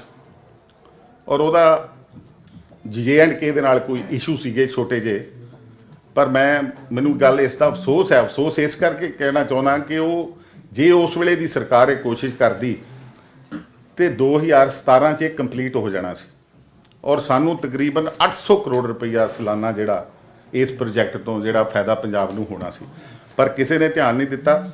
ਸਾਡੀ ਸਰਕਾਰ ਬਣੀ, ਮੁੱਖ ਮੰਤਰੀ ਸਾਹਿਬ ਮੇਰੇ ਕੋਲ ਮਹਿਕਮਾ ਤੇ 2018 'ਚ ਆਇਆ, ਮੈਂ ਉਹਨਾਂ ਦੇ ਧਿਆਨ 'ਚ ਲਿਆਂਦਾ ਜਦੋਂ, ਔਰ ਅਸੀਂ ਸੈਂਟਰ ਗਵਰਨਮੈਂਟ ਨਾਲ ਗੱਲ ਕੀਤੀ, ਔਰ ਦੁਬਾਰਾ ਅਕਤੂਬਰ ਦੇ ਵਿੱਚ J&K ਦੇ ਨਾਲ ਜਿਹੜੇ ਇਸ਼ੂ ਸੀ ਉਹਨਾਂ ਨੂੰ ਖਤਮ ਕਰਕੇ ਅਸੀਂ ਇਹ ਪ੍ਰੋਜੈਕਟ ਜਿਹੜਾ ਸ਼ੁਰੂ ਕੀਤਾ। ਔਰ ਸਾਨੂੰ ਆਸ ਸੀ ਕਿ ਇਹ ਅਸੀਂ 2022 ਮਾਰਚ ਤੱਕ ਕੰਪਲੀਟ ਕਰ ਦੇਣਾ, ਪਰ ਕੋਵਿਡ ਕਰਕੇ ਕੁਝ ਸਮਾਂ ਉੱਥੇ ਬੰਦ ਰਿਹਾ, ਤੁਹਾਨੂੰ ਪਤਾ ਸਾਰੀਆਂ ਲੇਬਰਾਂ ਵੀ ਚਲੇ ਗਈਆਂ ਸੀ, ਉਹਦੇ ਕਰਕੇ ਹੁਣ ਇਹ ਦਸੰਬਰ 2022 ਤੱਕ ਅਸੀਂ ਕੰਪਲੀਟ ਕਰਾਂਗੇ। ਔਰ ਇਹ ਜਿੱਦਣ ਇਹ ਕੰਪਲੀਟ ਹੋ ਗਿਆ, ਇਹਦੇ ਨਾਲ ਜਿੱਥੇ ਫਾਈਨੈਂਸ਼ੀਅਲੀ ਸਟੇਟ ਨੂੰ ਫਾਇਦਾ ਹੋਣਾ, ਉੱਥੇ ਇਰੀਗੇਸ਼ਨ ਲਈ ਵੀ 37,000 ਹੈਕਟੇਅਰ J&K ਔਰ ਪੰਜਾਬ ਨੂੰ ਉਹਦਾ ਫਾਇਦਾ ਹੋਣਾ। ਪਲੱਸ ਜਿਹੜਾ ਸਾਡਾ UBDC ਸਿਸਟਮ ਜਿਹੜਾ ਚੱਲਦਾ ਸੀ, ਜਿਹੜਾ ਪਾਣੀ ਚੱਲਦਾ ਸੀ, ਉਹਦੇ ਲਈ ਵੀ ਚੰਗਾ ਜਿਹੜਾ ਇਹਦੇ ਬਣ ਦੇ ਨਾਲ ਉਹਨਾਂ ਦਾ ਜਿਹੜਾ ਪਾਣੀ ਵੀ ਪੂਰਾ ਜਿਹੜਾ ਹੋ ਸਕੂਗਾ। ਇਹਦੇ 'ਚ ਇੰਝ ਸੀਗਾ ਜੀ, ਇਹਦੇ 'ਚ 60-40 ਪਹਿਲੋਂ ਇਹ 90-10 ਦਾ ਪ੍ਰੋਜੈਕਟ ਸੀ। ਜਦੋਂ 2013 ਦੇ ਵਿੱਚ ਪਾਸ ਹੋਇਆ, 90 ਸੈਂਟਰ ਗਵਰਨਮੈਂਟ ਨੇ ਦੇਣਾ ਸੀ, ਔਰ ਤੁਸੀਂ ਗੱਲ ਪੁੱਛ ਲਈ, ਮੈਂ ਦੱਸ ਹੀ ਦੇਣਾ, 90 ਉਹਨਾਂ ਦੇਣਾ ਸੀ, 10 ਅਸੀਂ ਪਾਉਣਾ ਸੀ। ਔਰ ਉਸ ਵੇਲੇ ਤਕਰੀਬਨ 2200 ਕਰੋੜ ਦਾ ਇਹ ਪ੍ਰੋਜੈਕਟ ਸੀ, ਮੈਂ ਦੱਸਣ ਲੱਗਾ ਜੀ ਉਹੀ। ਤੇ 1 ਸਾਲ ਬਾਅਦ ਬੰਦ ਹੋ ਗਿਆ, ਧਿਆਨ ਨਹੀਂ ਦਿੱਤਾ ਗਿਆ। ਹੁਣ ਜਦੋਂ 2018 'ਚ 5 ਸਾਲਾਂ ਬਾਅਦ ਇਹਦੇ ਐਸਟੀਮੇਟ ਰਿਵਾਈਜ਼ ਹੋਏ, 500 ਕਰੋੜ ਰੁਪਈਆ ਤਕਰੀਬਨ ਇਹਦੀ ਅਮਾਊਂਟ ਜਿਹੜੀ ਵੱਧ ਚੁੱਕੀ, ਔਰ ਇਹ ਸਾਡਾ ਵੱਖਰਾ ਨੁਕਸਾਨ ਹੋਇਆ। ਔਰ ਤੁਸੀਂ ਵੇਖੋ ਵੀ 800 ਕਰੋੜ ਰੁਪਈਆ ਸਾਨੂੰ ਸਾਲਾਨਾ ਜਿਹੜਾ ਫਾਇਦਾ ਹੋਣਾ ਸੀ, ਉਹ ਵੱਖਰਾ ਨੁਕਸਾਨ ਹੋਇਆ। ਇਲੈਕਟ੍ਰਿਸਿਟੀ ਬਣਨੀ ਸੀ, ਉਹਦੇ 'ਚੋਂ 208 ਮੈਗਾਵਾਟ ਇਲੈਕਟ੍ਰਿਸਿਟੀ ਬਣਨੀ ਆ। ਅੱਛਾ, ਮੈਂ ਉਹੀ ਦੱਸਣ ਲੱਗਾ। ਉਹਦੇ 'ਚ ਫਿਰ ਇਹਨਾਂ ਨੇ ਸਾਨੂੰ ਕਿਹਾ ਵੀ ਅਸੀਂ ਤਾਂ ਪਾਸ ਕਰਾਂਗੇ ਜੇ 60-40 ਨਾ ਕਰੋਗੇ। ਉਹਦੇ 'ਚ ਫਿਰ 60 ਉਹਨਾਂ ਕੀਤਾ, ਅਸੀਂ ਉਹਨਾਂ ਨੂੰ ਯੈਸ ਕਰ ਦਿੱਤੀ, ਪਰ ਉਹ ਜਿਹੜਾ 40% ਸੀ ਉਹ ਟੋਟਲ ਤੇ ਅਸੀਂ ਉਹਨਾਂ ਨਹੀਂ ਦੇਣਾ, ਸਾਨੂੰ ਉਹਨਾਂ ਨੇ ਸਿਰਫ ਇਰੀਗੇਸ਼ਨ ਕੰਪੋਨੈਂਟ ਜਿਹੜਾ ਸੀਗਾ ਉਹਦੇ ਤੇ ਇਹ ਰੇਸ਼ੋ ਆ। ਜਿਹੜਾ ਬਿਜਲੀ ਦਾ ਉਹ ਅਸੀਂ ਸਾਰਾ ਆਪ ਕੰਮ ਕਰਾਉਣਾ ਹੈ, ਉਹ ਸਾਡੀ ਬਿਜਲੀ ਬੋਰਡ ਨੇ ਕਰਨਾ ਹੈ। ਇਸ ਕਰਕੇ ਉਹ ਜਿਹੜਾ ਕੰਪੋਨੈਂਟ ਸੀ ਇਰੀਗੇਸ਼ਨ ਦਾ ਉਹਦੇ 'ਚ 60-40 ਦੀ ਰੇਸ਼ੋ ਹੋਈ। ਬਟ ਪਾਣੀ ਕਿਉਂਕਿ ਜ਼ਿਆਦਾ J&K ਨੂੰ ਉੱਥੋਂ ਚੋਂ ਜਾਣਾ ਸੀ, ਕਿਉਂਕਿ ਉਧਰੋਂ ਪਾਣੀ ਆਉਂਦਾ ਹੈ J&K ਨੂੰ ਤਕਰੀਬਨ 32,000 ਹੈਕਟਰ ਨੂੰ ਉਹਨਾਂ ਨੂੰ ਮਿਲਣਾ, 5,000 ਹੈਕਟਰ ਸਾਨੂੰ ਮਿਲਣਾ। ਅਸੀਂ ਫਿਰ ਆਪਣੀ ਪ੍ਰਪੋਜ਼ਲ ਉਹਨਾਂ ਨੂੰ ਦਿੱਤੀ ਕਿ 60-40 ਨਾਲ ਸਾਡੀ ਗੱਲ ਬਣਦੀ ਨਹੀਂ, ਕਿਉਂਕਿ ਜ਼ਿਆਦਾ ਪਾਣੀ ਜਿਹੜਾ ਆ ਉਹ J&K ਨੂੰ ਜਾਣਾ। ਔਰ ਸਾਡੇ ਆਫੀਸਰ ਸਾਹਿਬਾਨਾਂ ਨੇ ਮਿਹਨਤ ਕੀਤੀ, ਅਸੀਂ ਚਿੱਠੀਆਂ ਲਿਖੀਆਂ ਔਰ ਅੱਜ ਤਕਰੀਬਨ ਅਸੀਂ 200 ਕਰੋੜ ਰੁਪਈਆ ਆਪਣਾ ਬਚਾਇਆ। ਉਹ ਇਸ ਵੇਲੇ 14% ਅਸੀਂ ਖਰਚਣਾ ਔਰ 86% J&K ਔਰ ਸੈਂਟਰ ਗਵਰਨਮੈਂਟ ਨੇ ਜਿਹੜਾ ਉਹ ਖਰਚਣਾ। ਹੁਣ 86-14 ਇਰੀਗੇਸ਼ਨ ਕੰਪੋਨੈਂਟ ਨੋ, ਇਹਦੇ ਚ 700 ਕਰੋੜ 750 ਕਰੋੜ ਦਾ ਕੰਪੋਨੈਂਟ ਸੀਗਾ ਇਹਦਾ ਇਰੀਗੇਸ਼ਨ, ਉਹ 2700 ਕਰੋੜ ਦਾ। ਹਾਂਜੀ, ਸੋ ਅੱਗੇ ਮੈਂ ਤੁਹਾਡੇ ਕੋਲ ਆਉਣਾ ਚਾਹੁੰਦਾ ਕਿਉਂਕਿ ਕਿੰਨਾ ਕੰਮ ਹੋ ਗਿਆ ਹੁਣ? 60% ਆਖਿਆ ਜੀ, 60% ਕੰਪਲੀਟ ਹੋ ਚੁੱਕਾ ਹੈ। ਜਿਹੜੇ ਸਾਡੇ ਪਾਵਰ ਪਲਾਂਟ ਬਣਨੇ ਆ ਉਹਨਾਂ ਦੇ ਟੈਂਡਰ ਹੋ ਚੁੱਕੇ, ਉਹਦਾ ਕੰਮ ਅਗਲੇ ਮਹੀਨੇ ਸ਼ੁਰੂ ਜਿਹੜਾ ਕਰਾ ਦਿੱਤਾ ਜਾਊਗਾ। ਔਰ ਤੁਹਾਨੂੰ ਮੈਂ ਦੱਸਿਆ ਇਹਨੂੰ ਕੰਪਲੀਸ਼ਨ ਇਹਦੀ ਅਸੀਂ 2022 ਚ ਕਰਨੀ ਸੀਗੀ, ਮਾਰਚ ਤੱਕ ਦੀ ਕੰਪਲੀਸ਼ਨ ਹੁਣ ਹੋਊਗੀ ਨਵੰਬਰ ਦਸੰਬਰ ਤੱਕ, ਉਦੋਂ ਤੱਕ ਇਹ ਕੰਪਲੀਟ ਹੋ ਜਾਊਗਾ। ਔਰ ਹਾਂਜੀ, ਅੱਗੇ ਜਿਹੜਾ ਬੜਾ ਜੀ ਅੱਜ ਕੱਲ੍ਹ ਭਖਿਆ ਮਸਲਾ ਮਾਈਨਿੰਗ ਦੇ ਬਾਰੇ ਮੈਂ ਤੁਹਾਡੇ ਨਾਲ ਗੱਲ ਕਰਨੀ ਚਾਹੁੰਦਾ। ਮਾਈਨਿੰਗ ਮੇਰਾ ਖਿਆਲ ਕੋਈ ਦਿਨ ਪਿਛਲੇ ਨਿਕਲਦੇ ਨਹੀਂ ਹੋਣਗੇ ਜਿੱਦਣ ਮਾਈਨਿੰਗ ਦੀ ਕੋਈ ਖਬਰ ਨਹੀਂ ਲੱਗਦੀ, ਜਾਂ ਪਤਾ ਨਹੀਂ ਹਰ ਇੱਕ ਦੇ ਦਿਮਾਗ 'ਚ ਮਾਈਨਿੰਗ ਦਾ ਬੜਾ ਪ੍ਰਭਾਵ ਜਿਹਾ ਕਿਸ ਤਰ੍ਹਾਂ ਦਾ ਪਿਆ ਹੈ। ਔਰ ਤੁਸੀਂ ਜਾਣਦੇ ਹੋ ਕਿ ਪਿਛਲੇ 10 ਸਾਲ ਇੱਥੇ ਅਕਾਲੀ ਦਲ ਦੀ ਸਰਕਾਰ ਰਹੀ ਔਰ ਉਹ 10 ਸਾਲਾਂ ਦੇ ਵਿੱਚ ਟੋਟਲ ਮਾਈਨਿੰਗ ਤੋਂ 400 ਕਰੋੜ ਰੁਪਈਆ ਵੀ ਜਿਹੜਾ ਸਰਕਾਰ ਨੂੰ ਲਾਭ ਨਹੀਂ ਉਹਦਾ ਹੋ ਸਕਿਆ। ਸਾਡੀ ਸਰਕਾਰ ਬਣੀ, ਪਹਿਲੋਂ ਰਿਵਰਸ ਬਿਡਿੰਗ ਸੀ, ਇਹਨਾਂ ਨੇ ਚੇਂਜ ਕੀਤੀ ਕਿਉਂਕਿ ਮੈਂ ਤੇ 2018 ਚ ਮੇਰੇ ਕੋਲ ਡਿਪਾਰਟਮੈਂਟ ਆਇਆ, ਉਸ ਤੋਂ ਪਹਿਲੋਂ ਕੱਲੀਆਂ ਖੱਡਾਂ ਦੀ ਕੋਈ ਤਕਰੀਬਨ 70-80 ਖੱਡਾਂ ਇਹਨਾਂ ਨੇ ਲਾਮ ਕੀਤੀਆਂ ਸੀ। ਪਰ ਜਿਹੜੀਆਂ ਲੋਕਾਂ ਨੇ ਉਸ ਵੇਲੇ ਬੋਲੀ ਤੇ ਦੇਤੀ ਪਰ ਪੈਸੇ ਨਹੀਂ ਜਮ੍ਹਾਂ ਕਰਾਏ, ਪਤਾ ਨਹੀਂ ਕੀ ਸੋਚ ਕੇ, ਜਿਹਦੇ ਕਰਕੇ ਉਹ ਸਾਡੀ ਪਾਲਿਸੀ ਜਿਹੜੀ ਸਿਰੇ ਨਹੀਂ ਸੀ ਚੜ੍ਹ ਸਕੀ। ਔਰ ਸਾਡਾ ਵੀ ਪਹਿਲੇ ਸਾਲ ਉਹ ਹਾਲ ਰਿਹਾ ਕਿ ਜਿਸ ਤਰ੍ਹਾਂ ਉਨੀਆਂ ਖੱਡਾਂ ਚੱਲਦੀਆਂ ਸੀ 14, 15, 16 ਜਾਂ ਹੋਰ 5-7 ਚੱਲ ਗਈਆਂ ਔਰ ਪੈਸੇ ਸਾਨੂੰ ਵੀ ਨਹੀਂ ਬਹੁਤੇ ਆ ਸਕੇ। 2018 ਚ ਅਸੀਂ ਨਵੀਂ ਪਾਲਿਸੀ ਬਣਾਈ, ਸੈਕਟਰੀ ਸਾਹਿਬ ਮੇਰੇ ਨਾਲ ਬੈਠੇ, ਬੜੀ ਮਿਹਨਤ ਇਹਨਾਂ ਕੀਤੀ ਔਰ ਅਸੀਂ ਸਾਡਾ ਸੋਚ ਵਿਚਾਰ ਕੇ ਜਿਹੜੀ ਕੱਲੀ ਖੱਡ ਦੀ ਬਜਾਏ 7 ਬਲਾਕ ਜਿਹੜੇ ਸਾਰੇ ਪੰਜਾਬ ਦੇ ਬਣਾਤੇ ਸੀ ਔਰ ਸਾਰੇ ਪੰਜਾਬ ਨੂੰ 7 ਬਲਾਕਾਂ ਦੇ ਵਿੱਚ ਵੰਡ ਦਿੱਤਾ ਸੀ ਔਰ ਉਹਦੀ ਅਸੀਂ ਆਕਸ਼ਨ ਦੀ ਡੇਟ ਵੀ ਰੱਖ ਦਿੱਤੀ। ਪਰ ਉਹ ਲੋਕ ਜਿਹੜੇ ਇਲੀਗਲ ਮਾਈਨਿੰਗ ਕਰਦੇ ਸੀ, ਤੁਹਾਨੂੰ ਪਤਾ ਜਿਹਨੂੰ ਤੁਸੀਂ ਆਪੋਜੀਸ਼ਨ ਵੀ ਮਾਫੀਆ ਦਾ ਨਾਂ ਦੇ ਦਿੰਦੀ ਆ ਔਰ ਹਰ ਇੱਕ ਦੇ ਜ਼ੁਬਾਨ ਤੇ ਵੀ ਮਾਫੀਆ ਚੜਿਆ ਹੋਇਆ, ਪਤਾ ਨਹੀਂ ਸ਼ਾਇਦ ਉਹ ਲੋਕ ਹੋਣਗੇ। ਉਹਨਾਂ ਨੇ ਕੋਰਟ ਦੇ ਵਿੱਚੋਂ ਜਾ ਕੇ ਤੇ ਸਾਡੀ ਨਵੀਂ ਪਾਲਿਸੀ ਚੈਲੰਜ ਕਰਕੇ ਉਹਦਾ ਸਟੇ ਲੈ ਲਿਆ ਔਰ ਸਟੇ ਹੋਣ ਕਰਕੇ ਅਸੀਂ ਉਹ ਕੋਰਟ 'ਚ ਕੇਸ ਲੜਿਆ। ਸਾਨੂੰ 7-8 ਮਹੀਨੇ ਲੰਘ ਗਏ ਔਰ 2019 ਜੂਨ 'ਚ ਜਾ ਕੇ ਮਈ-ਜੂਨ 'ਚ ਉਹਦਾ ਸਟੇ ਟੁੱਟਾ ਔਰ ਫਿਰ ਅਸੀਂ ਉਹਦੀ ਆਕਸ਼ਨ ਕੀਤੀ ਔਰ ਆਕਸ਼ਨ ਕਰਦਿਆਂ 2-3 ਮਹੀਨੇ ਲੱਗੇ ਸਾਨੂੰ। ਪਰ ਉਹਦੇ ਵਾਸਤੇ ਸਾਨੂੰ 4 ਮਹੀਨੇ ਜਿਹੜੇ ਆ, ਮੈਂ ਤੁਹਾਡੀ ਜਾਣਕਾਰੀ ਲਈ ਦੱਸਣਾ ਚਾਹੁੰਦਾ ਕਿ ਇਨਵਾਇਰਨਮੈਂਟ ਕਲੀਅਰੈਂਸ ਹੁੰਦੀ ਹੈ। ਕੋਈ ਵੀ ਖੱਡ ਜਿਹੜੀ ਹੈ ਇਨਵਾਇਰਨਮੈਂਟ ਕਲੀਅਰੈਂਸ ਤੋਂ ਬਗੈਰ ਅਸੀਂ ਨਹੀਂ ਪੁੱਟ ਸਕਦੇ। NGT ਦੇ ਕੋਈ ਰੂਲਸ ਨੇ, ਉਹ ਜਿਹੜੀਆਂ ਉਹਦੀਆਂ ਫਾਰਮੈਲਿਟੀਜ਼ ਨੇ ਉਹ ਪੂਰੀਆਂ ਕਰਨੀਆਂ ਹੁੰਦੀਆਂ। ਉਹਦੇ 4 ਮਹੀਨੇ ਅਸੀਂ ਦਿੰਦੇ ਹਾਂ ਜਿਹੜੀਆਂ ਛੋਟੀਆਂ ਖੱਡਾਂ, ਜਿਹੜੀਆਂ 5 ਹੈਕਟੇਅਰ ਤੋਂ ਥੱਲੇ ਆ, ਔਰ ਬਾਕੀ ਜਿਹੜੀ ਇਹ ਤੋਂ ਵੱਡੇ ਉਹਨਾਂ ਨੂੰ ਤਾਂ ਹੋਰ ਜ਼ਿਆਦਾ ਸਮਾਂ ਲੱਗ ਜਾਂਦਾ ਹੈ। ਪਰ ਅਸੀਂ ਇੱਥੇ ਉਹਨਾਂ ਨੂੰ 4 ਮਹੀਨਾ ਦਿੱਤੇ ਸੀਗੇ, ਉਹਦੇ 'ਚ ਈਸੀਆਂ ਕੁਝ ਹੋ ਗਈਆਂ ਔਰ ਫਰਵਰੀ ਦੇ ਵਿੱਚ ਕਿਉਂਕਿ ਹੜ੍ਹ ਵੀ ਆ ਗਏ ਸੀ, ਤੁਹਾਨੂੰ ਪਤਾ 2019 'ਚ ਉਹ ਵੀ ਡੇਢ ਮਹੀਨਾ ਸਾਡਾ ਖਰਾਬ ਹੋਇਆ, 2 ਮਹੀਨੇ। 19 ਫਰਵਰੀ ਤੋਂ ਸਾਡੇ ਐਗਰੀਮੈਂਟ, ਜਿਹਨੂੰ ਲੀਗਲ ਤਰੀਕੇ ਨਾਲ ਤੁਸੀਂ ਕਹਿ ਸਕਦੇ ਹੋ ਕਿ ਜਿਹੜੀਆਂ ਸਾਡੇ ਪੰਜਾਬ ਦੀਆਂ ਖੱਡਾਂ ਜਿਹੜੀਆਂ ਉਹਨਾਂ ਦੇ ਐਗਰੀਮੈਂਟ ਹੋ ਗਏ ਸੀ 2019 ਫਰਵਰੀ 'ਚ। ਫਰਵਰੀ ਤੋਂ ਬਾਅਦ 2019, ਕਿਉਂਕਿ ਮੈਂ ਤੁਹਾਡੀ ਜਾਣਕਾਰੀ ਲਈ ਇਸ ਕਰਕੇ ਦੱਸਣਾ ਚਾਹੁੰਦਾ ਕਿ ਇਹ ਇਸ਼ੂ ਬੜਾ, ਫਰਵਰੀ 2019 'ਚ ਸਾਡੇ ਐਗਰੀਮੈਂਟ ਹੋਏ ਜਿਹੜੀਆਂ ਖੱਡਾਂ ਜਿਹੜੀਆਂ ਅਸੀਂ ਪਿਛਲੇ ਸਮੇਂ 'ਚ ਨਿਲਾਮ ਕੀਤੀਆਂ ਸੀ।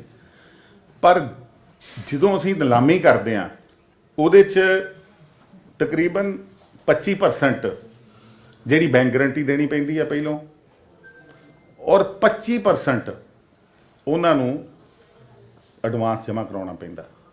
ਜਿੰਨੇ ਦੀ ਟੋਟਲ ਅਮਾਊਂਟ ਦੀ ਖੱਡ ਜਾਂਦੀ ਹੈ ਉਹਦਾ 25% ਐਡਵਾਂਸ ਜਮ੍ਹਾਂ ਕਰਾਉਂਦਾ। ਉਹ ਸਾਨੂੰ ਪੈਸੇ ਤੇ ਪਿਛਲੇ ਸਾਲ 'ਚ ਆ ਗਏ 2019 'ਚ, ਬਟ ਕੰਮ ਜਿਹੜੇ ਸਟਾਰਟ ਹੋਏ ਸੀ ਜਦੋਂ ਤੋਂ ਉਹਨਾਂ ਦੇ ਪੈਸੇ ਐਡਵਾਂਸ ਆਉਣੇ ਸੀ 75 ਕਰੋੜ ਰੁਪਈਆ ਐਡਵਾਂਸ ਆਇਆ ਸੀ, ਫਰਵਰੀ ਤੋਂ ਕੰਮ ਸ਼ੁਰੂ ਹੋਏ। ਬਾਕੀ ਜਿਹੜਾ 40 ਕਰੋੜ ਪੁਰਾਣਾ ਆਉਂਦਾ ਸੀ ਉਹ ਤੇ ਆਉਂਦਾ ਹੀ ਰਿਹਾ। ਉਸ ਸਾਲ 'ਚ ਪੈਸੇ ਉਸ ਚੱਲ ਪੈ ਗਏ, ਪਰ ਕੰਮ ਫਰਵਰੀ ਤੋਂ ਸ਼ੁਰੂ ਹੋਏ। ਉਹ ਸਾਨੂੰ ਤਕਰੀਬਨ 10-11 ਕਰੋੜ ਆਇਆ ਸੀ। ਉਸ ਤੋਂ ਬਾਅਦ ਕੋਵਿਡ ਆ ਗਿਆ, 2 ਮਹੀਨੇ ਕੋਵਿਡ ਦੇ ਲੰਘੇ। ਤੁਹਾਨੂੰ ਪਤਾ ਪਿੱਛੇ ਜੇ ਕੇਸ ਵੀ ਇੱਕ ਕਿਸੇ ਨੇ ਪਾਤਾ ਸੀਗਾ ਤੇ ਔਰ ਮਾਨਯੋਗ ਹਾਈ ਕੋਰਟ ਨੇ ਉਹ CBI ਨੂੰ ਕੇਸ ਦੇ ਦਿੱਤਾ, ਉਹਦੇ ਕਰਕੇ ਰੋਪੜ ਸਾਡਾ 4 ਮਹੀਨੇ ਬੰਦ ਰਿਹਾ। ਸਾਨੂੰ ਕਈ ਮੁਸ਼ਕਲਾਂ ਆਈਆਂ, ਪਰ ਉਹਦੇ ਬਾਵਜੂਦ ਵੀ ਅਸੀਂ ਕੋਈ ਇਹ ਨਹੀਂ ਕਿ ਅਸੀਂ ਉਹਨਾਂ ਨੂੰ ਕੋਈ ਰਿਲੀਫ ਦੇ ਦਿੱਤੀ ਆ, ਅਸੀਂ ਕੋਈ ਪੈਸੇ ਛੱਡਤੇ ਆ, ਸਿਰਫ ਉਹ ਪੈਂਡਿੰਗ ਕਰਤੇ ਆ, ਥੋੜ੍ਹੇ ਜਿਹੇ ਅੱਗੇ ਪਾਤੇ ਆ।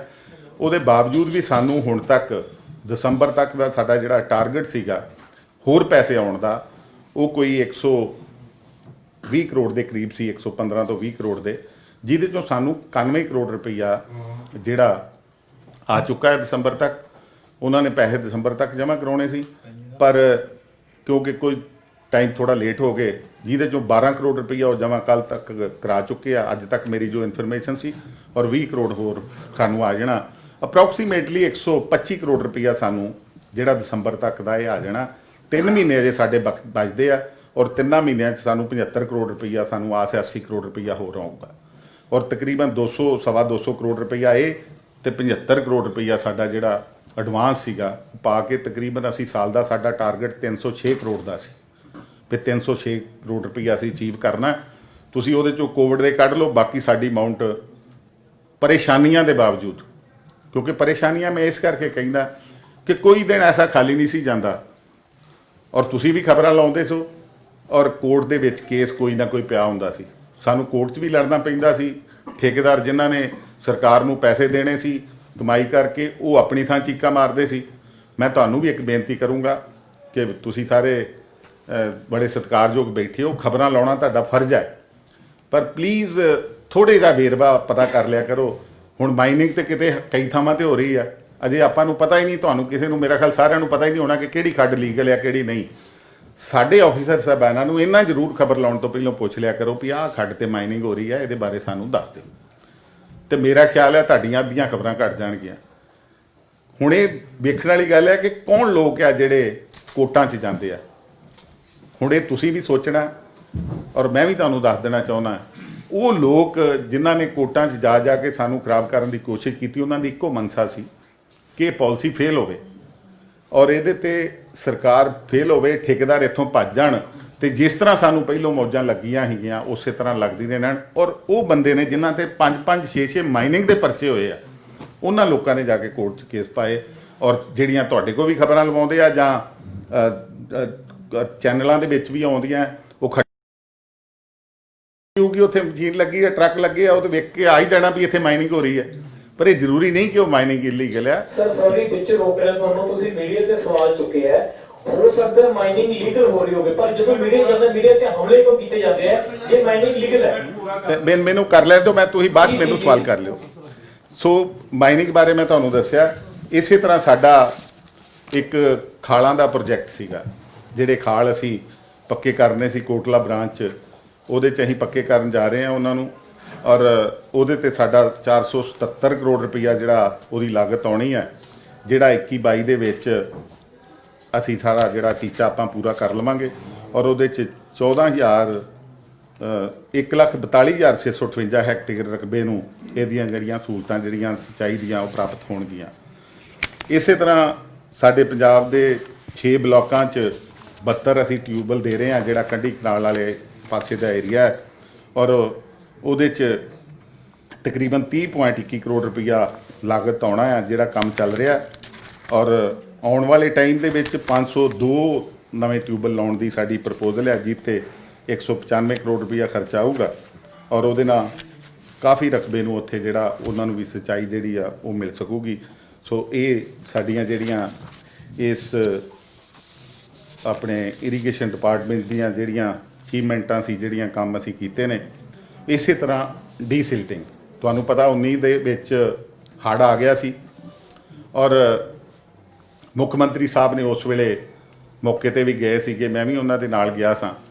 ਪਰ ਉਹਦੇ 'ਚ ਦਰਿਆਵਾਂ ਦੇ ਵਿੱਚ ਸਾਡਾ ਬਹੁਤ ਕਾਫੀ ਕੰਮ ਹੋਣ ਵਾਲਾ ਹੈ, ਕਿਉਂਕਿ ਪਾਣੀ ਦੇ ਵਹਾਅ ਦੇ ਨਾਲ ਕਈ ਥਾਵਾਂ ਤੋਂ ਕੰਢਿਆਂ ਦੇ ਨਾਲ ਜਾ ਕੇ ਦਰਿਆ ਚੱਲਦਾ ਹੈ ਔਰ ਉੱਥੇ ਫਿਰ ਜਾ ਕੇ ਨੁਕਸਾਨ ਹੁੰਦਾ ਜਦੋਂ ਪਾਣੀ ਜ਼ਿਆਦਾ ਆ ਜਾਂਦਾ ਹੈ।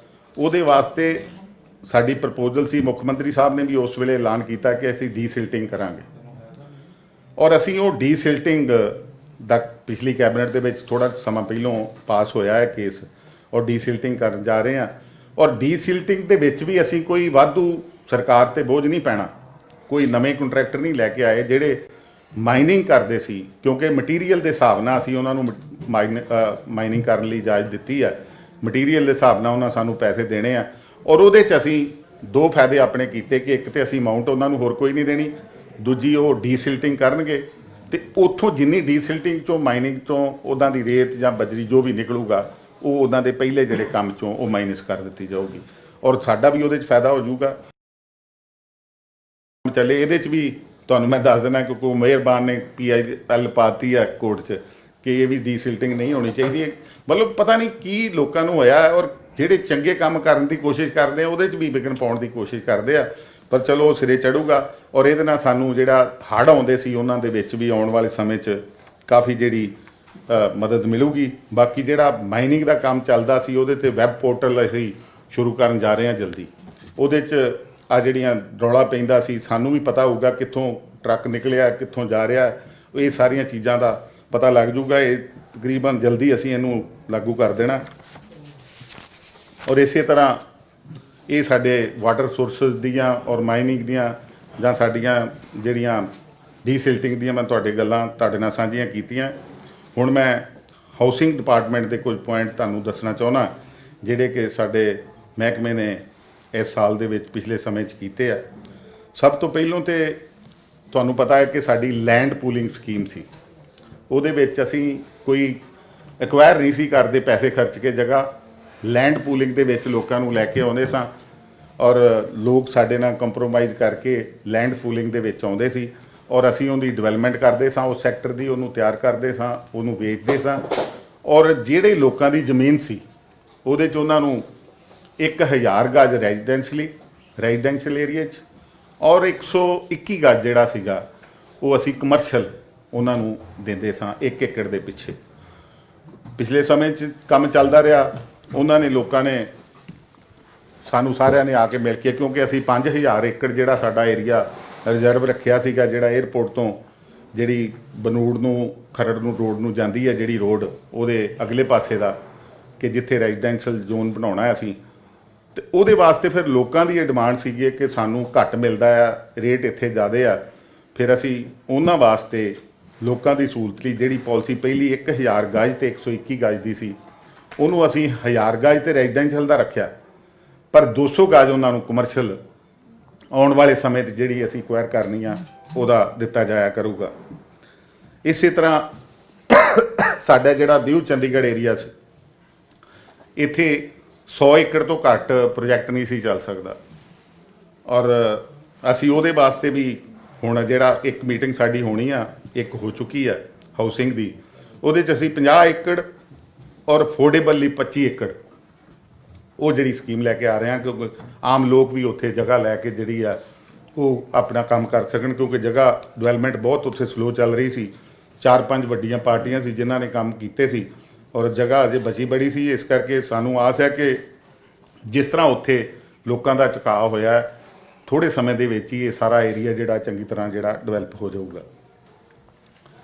ਇਸੇ ਤਰ੍ਹਾਂ ਸਾਡੀ ਜਿਹੜੀ ਕੋਈ ਪਲਾਟ ਦਿੰਦੇ ਸਾਂ ਜਾਂ ਲੋਟ ਕਰਦੇ ਸਾਂ, ਉਹਦੇ 3 ਸਾਲ ਦਾ ਪੀਰੀਅਡ ਹੁੰਦਾ ਕੰਸਟਰਕਸ਼ਨ ਕਰਨ ਲਈ। ਉਹਦੇ 'ਚ ਨਾਨ ਕੰਸਟਰਕਸ਼ਨ ਚਾਰਜਸ 3 ਸਾਲ ਜਿਹੜਾ ਨਹੀਂ ਬਣਾਉਂਦਾ ਉਹ ਸ਼ੁਰੂ ਹੋ ਜਾਂਦੇ ਸੀ ਔਰ ਕਈ ਵਾਰੀ ਇਹੋ ਤੱਕ ਹੋ ਜਾਂਦਾ ਸੀ ਕਿ 15-16 ਸਾਲਾਂ ਪਿੱਛੋਂ ਜਿੰਨੇ ਦਾ ਉਹ ਪਲਾਟ ਹੁੰਦਾ ਸੀ ਉਹਨੇ ਉਹਨਾਂ ਨੂੰ ਨਾਨ ਕੰਸਟਰਕਸ਼ਨ ਚਾਰਜਸ ਹੋ ਜਾਂਦੇ ਸੀ। ਉਹ ਅਸੀਂ ਘਟਾ ਦਿੱਤੇ ਆ, 50% ਕਰਤੇ ਆ ਔਰ ਉਹਨਾਂ ਨੂੰ ਕਾਫੀ ਇਹਦੇ 'ਚ ਰਾਹਤ ਮਿਲੂਗੀ। ਬਸ ਜੀ ਹੁਣੇ ਹੀ ਕਰਕੇ ਹਟਿਆ ਪਿਛਲੇ ਸਮੇਂ ਦੇ ਵਿੱਚ। ਇਸੇ ਤਰ੍ਹਾਂ ਜਿਹੜੀ ਰਿਬੇਟ ਦਿੰਦੇ ਸੀ ਅਸੀਂ, ਕੋਆਕਸ਼ਨ ਜਿਹੜੀ ਹੁੰਦੀ ਸੀ ਸਾਡੀ, ਜਾਂ ਪਲਾਟਾਂ ਤੇ ਕਹਿ ਲਓ ਜਾਂ ਹੋਰ ਵੀ ਜਿਹੜੀਆਂ ਔਕਸ਼ਨਾਂ ਹੋਈਆਂ, ਉਹਦੇ 'ਚ 7.5% ਸੀਗਾ ਡਾਊਨ ਪੇਮੈਂਟ ਜਿਹੜਾ ਕੋਈ ਕਰਦਾ ਸੀ ਕਮਰਸ਼ੀਅਲ ਤੇ 5% ਸੀ ਰੈਜ਼ੀਡੈਂਸ ਤੇ, ਜਿਹੜਾ ਕੋਈ ਡਾਊਨ ਪੇਮੈਂਟ ਕਰਦਾ ਸੀ। ਅਦਰਵਾਈਜ਼ ਤੇ ਕਿਸ਼ਤਾਂ ਹੋ ਜਾਂਦੀਆਂ। ਉਹ ਅਸੀਂ ਜਿਹੜਾ ਕੋਈ ਡਾਊਨ ਪੇਮੈਂਟ ਕਰੂਗਾ ਉਹਨੂੰ 10% ਕਰ ਦਿੱਤੀ ਹੈ ਕਿ 10% ਤੁਹਾਨੂੰ ਰਿਬੇਟ ਦੇਵਾਂਗੇ ਜਿਹੜਾ ਡਾਊਨ ਪੇਮੈਂਟ ਕਰੂਗਾ। ਸਾਡੇ ਨਿਊ ਅਫੋਰਡੇਬਲ ਅਸੀਂ ਹਾਊਸਿੰਗ ਦੀ ਪਾਲਿਸੀ ਬਣਾਈ ਹੈ ਇੱਕ, ਜਿਹਦੇ 'ਚ ਕਿਉਂਕਿ ਆਮ ਲੋਕ ਨੂੰ ਰਹਿਣ ਲਈ ਮਕਾਨ ਜਿਹੜਾ ਚਾਹੀਦਾ ਸੀਗਾ, ਮਹਿੰਗੇ ਰੇਟ ਆ, ਉਹਦੇ 'ਚ ਅਸੀਂ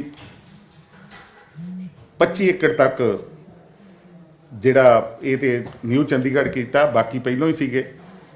ਉਹਦੇ 'ਚ ਕੋਈ ਸੜਕਾਂ 25 ਫੁੱਟ ਚੌੜੀ ਸੜਕ, 8% ਏਰੀਆ ਪਾਰਕ 'ਚ, 4% ਕਮਿਊਨਿਟੀ ਸੈਂਟਰ 'ਚ, ਇਹ ਸਾਰੀਆਂ ਚੀਜ਼ਾਂ ਅਸੀਂ ਉਹਦੇ 'ਚ ਕੀਤੀਆਂ ਕਿਉਂਕਿ ਛੋਟੇ ਜਿਹੜੇ ਪਲਾਟ ਹੈ 100 ਗਜ ਦਾ ਜਾਂ 105 ਗਜ ਦਾ, ਉਹ ਜਿਹੜੇ ਆਮ ਲੋਕ ਜਿਹੜੇ ਉਹਨੂੰ ਲੈ ਸਕਣ।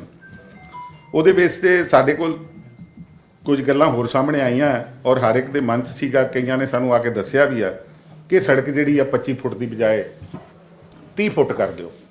ਔਰ ਅਸੀਂ ਵੀ ਸੋਚਿਆ ਔਰ ਸ਼ਾਇਦ ਅਸੀਂ ਇਹਦਾ ਫੈਸਲਾ ਲੈ ਵੀ ਲਵਾਂਗੇ। 30 ਫੁੱਟ ਸੜਕ ਜਦੋਂ ਕਰਾਂਗੇ ਤੇ ਦੂਜਾ ਏਰੀਆ ਥੋੜ੍ਹਾ ਬਹੁਤਾ ਘਟਾ ਦਾਂਗੇ, ਕਿਉਂਕਿ ਜਿਹੜਾ ਉਹਨਾਂ ਦਾ ਵੇਚਣ ਵਾਲਾ ਏਰੀਆ 55% ਦੇ ਕਰੀਬ 54% ਜਿਹੜਾ ਬਚਿਆ ਰਵੇ। ਇਕਨੋਮਿਕਲ ਵੀਕਰ ਸੈਕਸ਼ਨ, ਤੁਹਾਨੂੰ ਪਤਾ ਜਿੰਨੇ ਵੀ ਪ੍ਰੋਜੈਕਟ ਹੋਏ ਉਹਦੇ 'ਚ 5% ਏਰੀਆ ਰਿਜ਼ਰਵ ਰੱਖਣਾ ਪੈਂਦਾ ਹੈ ਹਰ ਇੱਕ ਨੂੰ, ਉਹ ਇਕਨੋਮਿਕ ਵੀਕਰ ਸੈਕਸ਼ਨ ਵਾਸਤੇ ਆ। ਪਰ ਅਜੇ ਤੱਕ ਮੇਰਾ ਖਿਆਲ ਬਣਿਆ ਕਿਤੇ ਵੀ ਨਹੀਂ, ਕਿਸੇ ਨੇ ਉਹਨੂੰ ਬਣਾਇਆ ਨਹੀਂ। ਉਹਦੇ ਵਾਸਤੇ ਉਹਨਾਂ ਦੀ ਵੀ ਡਿਮਾਂਡ ਸੀ ਔਰ ਅਸੀਂ ਵੀ ਸੋਚਦੇ ਸਾਂ ਉਹ ਸਾਡਾ ਮੇਰਾ ਖਿਆਲ ਨੈਕਸਟ ਕੈਬਨਿਟ ਜਾਂ ਅਗਲੀ ਕੈਬਨਿਟ 'ਚ ਆ ਜਾਊਗਾ, ਜਿਹੜਾ ਅਸੀਂ ਲੈ ਕੇ ਆਵਾਂਗੇ। ਔਰ ਉਹਦੇ 'ਚ ਅਸੀਂ ਉਹਨਾਂ ਨੂੰ 3 ਕਿਲੋਮੀਟਰ ਦੇ ਏਰੀਏ ਦੇ ਵਿੱਚ ਸਾਨੂੰ ਜਗ੍ਹਾ ਇਕੱਠੀ ਕਰਕੇ ਲੈਣ ਲਈ ਆਖਿਆ, ਤਾਂ ਕਿ ਅਸੀਂ ਉੱਥੇ ਜਿਹੜੇ ਆ ਉਹਨਾਂ ਲੋਕਾਂ ਲਈ ਜਿਹੜੇ ਆ ਉਹ ਮਕਾਨ ਜਿਹੜੇ ਆ ਛੋਟੇ ਬਣਾ ਸਕੀਏ। ਇਸੇ ਤਰ੍ਹਾਂ ਸਾਡੇ ਜਿਹੜੇ ਲੈਂਡ ਪੂਲਿੰਗ ਦੇ ਜਿਹੜੇ ਕੇਸ ਸੀਗੇ ਬੜੇ 8 ਸਾਲਾਂ ਤੋਂ ਕਈ ਪੈਂਡਿੰਗ ਪਏ ਸੀ, ਖਾਸ ਕਰਕੇ ਜਿਹੜੇ ਕਾਰਨਰ ਦੇ ਪਲਾਟ ਹੁੰਦੇ ਸੀ ਜਾਂ ਜਿਹੜੇ ਪਾਰਕ ਦੇ ਸਾਹਮਣੇ ਸੀ। ਪਾਲਿਸੀ ਦੇ ਵਿੱਚ ਉਦੋਂ ਬਹੁਤਾ ਜ਼ਿਕਰ ਨਹੀਂ ਕੀਤਾ ਗਿਆ, ਪਰ ਅਲਟੀਮੇਟਲੀ ਜਦੋਂ ਅਸੀਂ ਵੀ ਕੋਈ ਸੇਲ ਕਰਦੇ ਆ, ਜਿਹੜੇ ਸਾਡੇ ਕੋਲ ਪਲਾਟ ਬਚਦੇ ਆ, ਜਿਹੜੇ ਕਾਰਨਰ ਦੇ ਹੁੰਦੇ ਉਹਨਾਂ ਦੇ 10% ਰੇਟ ਵੱਧ ਰੱਖ ਲਈਦੇ ਆ, ਜਾਂ ਪਾਰਕ ਦੇ ਸਾਹਮਣੇ 10% ਵੱਧ ਰੱਖ ਲਈਦੇ ਆ। ਪਰ ਉਹ ਲੋਕਾਂ ਦੀ ਇਹ ਡਿਮਾਂਡ ਸੀ ਕਿ ਅਸੀਂ ਪਰਚੀ ਸਾਡੀ ਨਿਕਲੀ ਆ ਲੈਂਡ ਪੂਲਿੰਗ ਦੇ ਵਿੱਚ, ਅਸੀਂ ਤੁਹਾਨੂੰ ਜ਼ਮੀਨ ਦਿੱਤੀ ਆ ਔਰ ਸਾਨੂੰ ਇਹ ਜਿਹੜੇ ਪੈਸੇ 10% ਐਕਸੈਸ ਲੱਗਦੇ ਆ, ਜੇ ਸਾਡਾ ਕਾਰਨਰ ਦਾ ਪਲਾਟ ਆ ਜਾਂਦਾ ਜਾਂ ਕੋਈ ਪਾਰਕ ਦੇ ਸਾਹਮਣੇ ਆ ਜਾਂਦਾ, ਉਹਦੇ ਵਾਸਤੇ ਸਾਨੂੰ ਇਹ ਪੈਸੇ ਨਹੀਂ ਲੱਗਣੇ ਚਾਹੀਦੇ। 8 ਸਾਲਾਂ ਤੋਂ ਇਹ ਕੇਸ ਲਟਕ ਰਿਹਾ ਸੀ, ਬੜੀਆਂ ਮੀਟਿੰਗਾਂ ਵੀ ਹੋਈਆਂ, ਪਰ ਅਸੀਂ ਫਾਈਨਲ ਮੁੱਖ ਮੰਤਰੀ ਸਾਹਿਬ ਨੇ ਬੇਨਤੀ ਅਸੀਂ ਉਹਨਾਂ ਨੂੰ ਕੀਤੀ ਸੀ ਔਰ ਉਹਨਾਂ ਨੇ ਫੈਸਲਾ ਲਿਆ ਔਰ ਅਸੀਂ ਉਹ ਸਾਰੇ ਜਿਹੜੇ ਉਹਨਾਂ ਦੇ ਕੰਮ ਖਤਮ ਕਰਦੇ। ਹੁਣ ਕਿਸੇ ਨੂੰ ਵੀ ਭਾਵੇਂ ਉਹਦਾ ਕਾਰਨਰ ਦਾ ਪਲਾਟ ਹੈ ਜਾਂ ਪਾਰਕ ਦੇ ਸਾਹਮਣੇ ਵਾਲਾ, ਪਿਛਲੇ ਵੀ ਜਿਹੜੇ ਪਏ ਸੀਗੇ ਉਹਨਾਂ ਤੇ ਕੋਈ ਵੀ ਐਕਸੈਸ 10% ਜਿਹੜਾ ਚਾਰਜ ਨਹੀਂ ਲੱਗੂਗਾ। ਇਸੇ ਤਰ੍ਹਾਂ ਆਫਰ ਕਰਦੇ ਸਾਂ ਉਹਨਾਂ ਦੀ ਵੀ ਅਮਾਊਂਟ ਲੱਗਦੀ ਸੀ ਔਰ ਉਹ ਵੀ ਅਸੀਂ ਵੇਵ ਕਰ ਦਿੱਤੀ ਹੈ ਕਿ ਕੋਈ ਫੈਮਿਲੀ ਦੇ ਨਾਂ ਤੇ ਆਪਣੇ ਤੇ ਕੋਈ ਪਲਾਟ ਕਰਾਉਣਾ ਚਾਹੁੰਦਾ, ਉਹਦਾ ਜਿਹੜਾ ਕੋਈ ਪੈਸਾ ਜਿਹੜਾ ਨਹੀਂ ਲੱਗੂਗਾ। ਇਸੇ ਤਰ੍ਹਾਂ ਅਸੀਂ ਆਨਲਾਈਨ ਸਿਸਟਮ ਕਰ ਰਹੇ ਹਾਂ ਸਾਰਾ। ਬੜੀਆਂ ਮੁਸ਼ਕਲਾਂ ਆਉਂਦੀਆਂ ਸੀ ਲੋਕਾਂ ਨੂੰ NOC ਲੈਣ ਲਈ ਜਾਂ ਦੂਜੇ ਹੋਰ ਨਕਸ਼ੇ ਪਾਸ ਕਰਾਉਣੇ ਜਾਂ ਕਈ ਚੀਜ਼ਾਂ ਹੋਰ ਵੀ ਸੀਗੀਆਂ। ਉਹਦੇ ਵਾਸਤੇ ਸਾਡਾ ਸਾਰਾ ਕੰਮ ਚੱਲ ਰਿਹਾ ਹੈ। 3 ਮਹੀਨਿਆਂ ਦੇ ਵਿੱਚ ਸਾਰਾ ਕੁਝ ਆਨਲਾਈਨ ਹੋ ਜਾਊਗਾ। CLU ਅਸੀਂ ਪਹਿਲਾਂ ਹੀ ਆਨਲਾਈਨ ਜਿਹੜਾ ਕਰ ਚੁੱਕੇ ਹਾਂ, ਆਨਲਾਈਨ ਅਪਲਾਈ ਕਰੋ, ਤਾਂ ਕਿ ਲੋਕਾਂ ਨੂੰ ਜਿਹੜੇ ਧੱਕੇ ਖਾਣੇ ਪੈਂਦੇ ਸੀਗੇ ਦਫ਼ਤਰਾਂ ਦੇ ਵਿੱਚ, ਉਹਨਾਂ ਦੀ ਵੀ ਸੁਖਾਵਾਂ ਜਿਹੜਾ ਇਹ ਕੰਮ ਹੋ ਸਕੇ।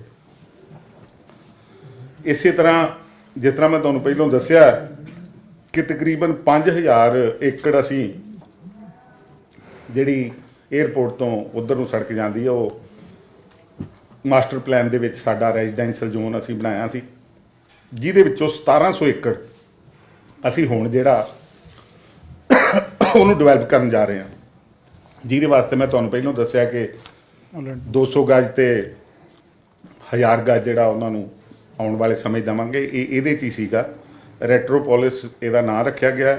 1700 ਏਕੜ ਅਸੀਂ ਪਹਿਲੇ ਫੇਜ਼ 'ਚ ਜਿਹੜਾ ਡਿਵੈਲਪ ਕਰਨਾ ਹੈ, ਔਰ ਇਸੇ ਤਰ੍ਹਾਂ ਹੀ ਅਸੀਂ 2 ਨਵੇਂ ਇੰਡਸਟਰੀਅਲ ਸੈਕਟਰ ਵੀ ਕੱਟੇ ਆ, ਜਿੱਥੇ ਇੰਡਸਟਰੀ ਜਾਣੀ ਹੈ 101 ਔਰ 103 ਦੇ ਵਿੱਚ।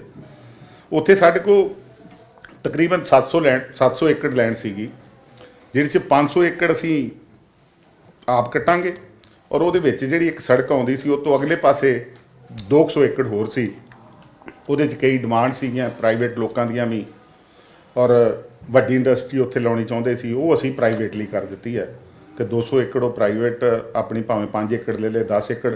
ਇੱਥੇ ਸਾਡੀ ਜਿਹੜੀ ਆਪਣੀ ਜਿਹੜੀ ਸਾਡੀ 2 ਸੈਕਟਰਾਂ ਦੀ ਪਾਲਿਸੀ, ਅਸੀਂ ਜਿਹੜੀ ਆਪ 1000 ਗਜ ਦਾ ਜਾਂ 500 ਗਜ ਦਾ ਜਿਹੜੇ ਪਲਾਟ ਇੰਡਸਟਰੀ ਲਈ ਉਹ ਕੱਟਾਂਗੇ।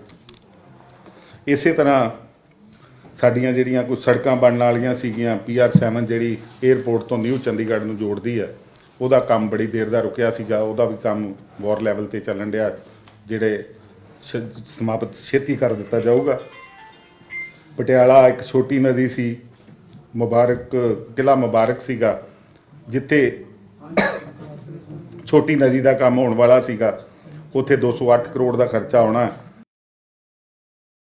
ਜਿਹੜੀ ਜਗ੍ਹਾ ਆ ਉਹਨੂੰ ਵੀ ਹੈਰੀਟੇਜ ਦਿੱਖ ਕਰ ਲਈ, ਉਹਨੂੰ ਵਧੀਆ ਸੁੰਦਰੀਕਰਨ ਕਰ ਲਈ 41 ਕਰੋੜ ਰੁਪਈਆ ਸਾਡਾ ਜਿਹੜਾ ਉਹ ਲੱਗਣਾ। ਇਸੇ ਤਰ੍ਹਾਂ ਅਸੀਂ EWS ਦੇ 176 ਘਰ ਵੀ ਬਣਾ ਕੇ ਦਿੱਤੇ ਪਟਿਆਲੇ 'ਚ, ਔਰ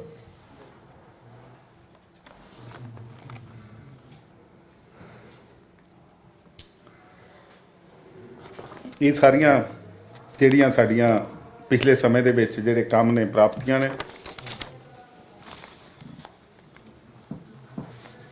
ਇਸੇ ਤਰ੍ਹਾਂ ਅਸੀਂ ਇੰਡਸਟਰੀਅਲ ਪਾਰਕ ਬਣਾਉਣ ਲਈ 1000 ਏਕੜ ਜਿਹੜੀ ਹੈ ਉਹ ਰਾਜਪੁਰਾ 'ਚ ਜਗ੍ਹਾ ਅਕਵਾਇਰ ਕੀਤੀ ਹੈ, 1000 ਏਕੜ ਹੀ ਲੁਧਿਆਣੇ 'ਚ ਕੀਤੀ ਹੈ, ਤੇ 1500 ਏਕੜ ਜਿਹੜੀ ਬਿਜਲੀ ਬੋਰਡ ਦੀ ਜਿਹੜੀ ਜਗ੍ਹਾ ਸੀਗੀ ਉੱਥੇ ਬਠਿੰਡੇ ਦੇ ਵਿੱਚ। ਇਹਨਾਂ 3 ਥਾਵਾਂ ਤੇ ਆਪਾਂ ਇੰਡਸਟਰੀਅਲ ਪਾਰਕ ਜਿਹੜੇ ਬਣਾਉਣ ਜਾ ਰਹੇ ਹਾਂ। ਔਰ ਸਾਨੂੰ ਤਕਰੀਬਨ ਪਿਛਲੇ ਸਮੇਂ ਦੇ ਵਿੱਚ, ਕਿਉਂਕਿ ਕੋਵਿਡ ਦਾ ਸਾਲ ਸੀਗਾ, ਸਾਡਾ ਤੇ ਟਾਰਗੇਟ ਸੀਗਾ ਕਿ ਕੋਈ ਹਰ ਮਹੀਨੇ ਅਸੀਂ ਆਕਸ਼ਨ ਕਰਦੇ ਹੁੰਦੇ ਸਾਂ, ਪਰ 6-7 ਮਹੀਨੇ 8 ਮਹੀਨੇ ਸਾਨੂੰ ਕੰਮ ਬੰਦ ਕਰਨਾ ਪਿਆ।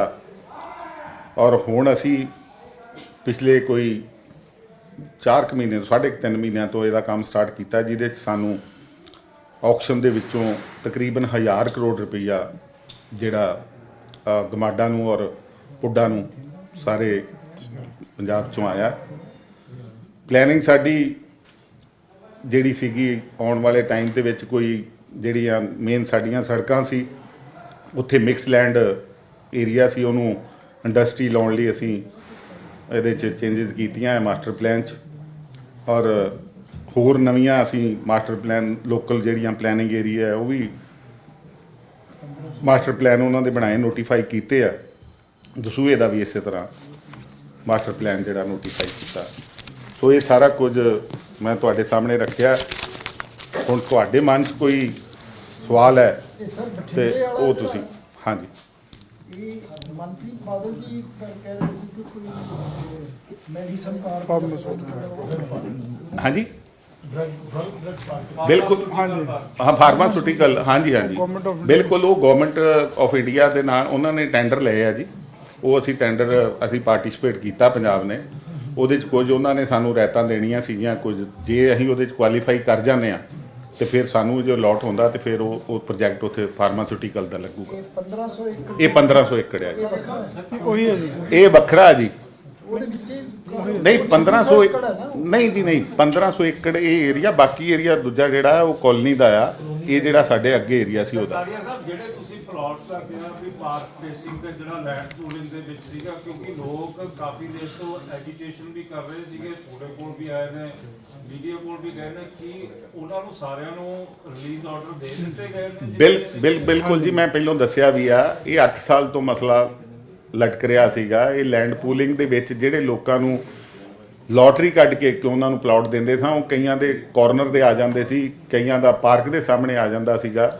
ਉਹਨਾਂ ਨੂੰ 10% ਚਾਰਜ ਡਿਪਾਰਟਮੈਂਟ ਕਹਿੰਦਾ ਸੀ ਕਿ ਤੁਸੀਂ ਵੱਧ ਦਿਓ, ਕਿਉਂਕਿ ਅਸੀਂ ਆਮ ਤੌਰ ਤੇ ਜਦੋਂ ਆਪਣੀ ਆਕਸ਼ਨ ਕਰਦੇ ਹਾਂ ਉਹਦੇ 'ਚ ਅਸੀਂ ਵੱਧ ਚਾਰਜ ਕਰਦੇ ਹਾਂ। ਪਰ ਜਿਹੜਾ ਅਸੀਂ ਹੁਣ ਮਹਿਸੂਸ ਕੀਤਾ ਮੁੱਖ ਮੰਤਰੀ ਸਾਹਿਬ ਨੇ ਜਦੋਂ ਮਸਲਾ ਉਠਾਇਆ, ਉਹਨਾਂ ਵੀ ਮਹਿਸੂਸ ਕੀਤਾ ਕਿ ਇਹ ਚੀਜ਼ ਗਲਤ ਆ। ਜਾਂ ਤੇ ਅਸੀਂ ਪਾਲਿਸੀ ਜਦੋਂ ਕੱਢੀ ਸੀ ਉਦੋਂ ਉਹਨਾਂ ਨੂੰ ਪਹਿਲਾਂ ਦੱਸ ਦੇ ਕਿ ਜੇ ਤੁਹਾਡਾ ਪਾਰਕ ਦੇ ਸਾਹਮਣੇ ਆਊਗਾ ਜਾਂ ਕਾਰਨਰ ਤੇ ਆਊਗਾ ਤੇ ਫਿਰ ਤੁਹਾਡੇ ਕੋਲ 10% ਚਾਰजेस ਨਹੀਂ ਲਵਾਂਗੇ। ਜਦੋਂ ਅਸੀਂ ਉਹਨਾਂ ਨੂੰ ਕਿਹਾ ਹੀ ਨਹੀਂ ਤੇ ਇਸ ਕਰਕੇ ਉਹਨਾਂ ਦੇ ਪੈਸੇ ਲੈਣੇ ਨਹੀਂ ਬਣਦੇ, ਉਹ ਅਸੀਂ ਮਾਫ ਕਰ ਪਰ ਦਿੱਤੇ। ਹੇਠਲੇ ਲੈਵਲ ਤੇ ਜਿਹੜੇ ਆਫੀਸਰ ਹੈਗੇ ਨੇ ਲਗਾਤਾਰ ਲੋਕ ਉਹਨਾਂ ਕੋਲ ਜਾ ਵੀ ਰਹੇ ਨੇ, ਉਹਨਾਂ ਨੂੰ ਕੋਈ ਪੱਲਾ ਨਹੀਂ ਬਿਲਕੁਲ 100% ਕਰਤਾ ਜੀ। ਇਹਦੇ ਚੋਣ ਬਿਲਕੁਲ ਨਹੀਂਗਾ ਉਹਨਾਂ ਕੋਲ ਕੋਈ ਚਾਰੇ। ਮੇਰਾ ਤੇ ਉਹ ਆ ਕੇ ਥੈਂਕਸ ਵੀ ਕਰਕੇ ਲੋਕ ਤੁਸੀਂ ਜਾਂਦੇ ਹੋ ਵੀ ਅਸੀਂ ਉੱਥੇ ਜਾ ਸਰਕਾਰੀਆ ਸਾਹਿਬ ਤੁਸੀਂ ਸਰਕਾਰੀਆ ਸਾਹਿਬ ਇੱਕ ਮਿੰਟ ਜੀ ਇੱਕ ਕਰਕੇ ਮੈਨੂੰ ਰੇਤ ਮਾਫੀਆ ਦੀ ਗੱਲ ਕਰਦੇ ਪਏ ਸੀ ਆ ਕੇ, ਕਿਉਂਕਿ 10 ਸਾਲ ਪਹਿਲਾਂ ਹੀ ਤੋੜ ਰਿਹਾ। ਅਜੇ ਵੀ ਰੇਤ ਮਾਫੀਆ ਦੇ ਜਿਹੜੀ ਕਿਤੇ ਨਾ ਕਿਤੇ ਪਾਕਟਸ ਜਿਹੜੀਆਂ ਨੇ ਕੋਈ ਨਾ ਕੋਈ ਪੋਲੀਟੀਕਲੀ ਲੋਕਾਂ ਨੇ ਐਲੀਗੇਸ਼ਨ ਰੱਖਦੇ ਨੇ। ਇਹ ਅਜੇ ਤੱਕ ਮਾਫੀਆ ਪੂਰਾ ਖਤਮ ਨਹੀਂ ਹੋ ਪਾ ਰਿਹਾ। ਇਹ ਕਾਰਨ ਕੀ ਆ? ਲੱਗਦਾ ਵੀ ਹੈ ਕਿ ਵਾਕਈ ਕਿਤੇ ਕਿਉਂਕਿ ਆਂਕੜੇ ਤਾਂ ਦੱਸੇ ਫਾਇਦੇ ਵਾਲੇ ਆ, ਲੇਕਿਨ ਦੇਖੋ ਹਕੀਕਤ ਕੀ ਹੈ ਜ਼ਮੀਨ? ਦੇਖੋ ਮੈਂ ਬੇਨਤੀ ਕਰਾਂ ਤੁਹਾਨੂੰ, ਜਿਸ ਤਰ੍ਹਾਂ ਤੁਹਾਨੂੰ ਮੈਂ ਪਹਿਲਾਂ ਪਾਲਿਸੀ ਬਾਰੇ ਦੱਸਿਆ, ਸਾਡੇ ਪਾਲਿਸੀ ਅਸੀਂ ਕਿਸ ਤਰ੍ਹਾਂ ਬਣਾਉਂਦੇ ਆ। ਅਸੀਂ ਪਹਿਲਾਂ ਡਿਮਾਂਡ ਵੇਖੀ ਆ ਕਿ ਪੰਜਾਬ ਦੇ ਵਿੱਚ ਡਿਮਾਂਡ ਕਿੰਨੀ ਆ ਰੇਤਾ ਦੀ ਔਰ ਬਜਰੀ ਦੀ। ਉਹ ਤਕਰੀਬਨ 350 ਟਨ ਸੀ, ਮੀਟ੍ਰਿਕ ਟਨ ਇੰਨੀ ਡਿਮਾਂਡ ਸੀ। ਉਹਦੇ ਹਿਸਾਬ ਨਾਲ ਅਸੀਂ ਪਾਲਿਸੀ ਬਣਾਈ। ਅੱਜ ਕਈ ਤੁਸੀਂ ਠੇਕੇਦਾਰ ਤੇ ਵੀ ਇਲਜ਼ਾਮ ਲਾ ਸਕਦੇ ਹੋ, ਪਰ ਠੇਕੇਦਾਰ ਜਿਹੜੇ ਸਰਕਾਰ ਵੱਲੋਂ ਜਿਹੜੇ ਨਿਸ਼ਚਿਤ ਕੀਤੇ ਗਏ, ਜਿਨ੍ਹਾਂ ਨੂੰ ਕੰਮ ਦਿੱਤੇ ਗਏ ਆ, ਉਹ ਸਾਡੇ ਵੱਲੋਂ 350 ਕਰੋੜ ਦੇ ਵਿੱਚੋਂ ਭਾਵੇਂ 50 ਕਰੋੜ ਚੁੱਕਣ, ਅਸੀਂ ਉਹਨਾਂ ਕੋਲ ਆਪਣੇ 350 ਕਰੋੜ ਦੇ ਪੈਸੇ ਸਾਲ ਪਿੱਛੋਂ ਲੈ ਲੈਣੇ ਆ। ਔਰ ਇਹ ਪਾਲਿਸੀ 1 ਸਾਲ ਦੀ ਆ। 3 ਸਾਲ ਦੀ ਪਾਲਿਸੀ ਅਸੀਂ ਬਣਾਈ ਆ। ਅਗਲੇ ਸਾਲ ਬਾਅਦ ਇਹਦਾ 7% ਇਨਕਰੀਜ਼ ਹੋਊਗਾ। ਇਹ ਨਹੀਂ ਕਿ 306 ਕਰੋੜ ਰਹੀ 3 ਸਾਲਾਂ ਦਾ ਲੈ ਲਿਆ। 1 ਸਾਲ ਦਾ 306 ਕਰੋੜ ਆ। ਅਗਲੇ ਸਾਲ ਇਹ ਵੱਧ ਕੇ 330 ਕਰੋੜ ਦੇ ਨੇੜੇ ਪਹੁੰਚ ਜਾਊਗਾ।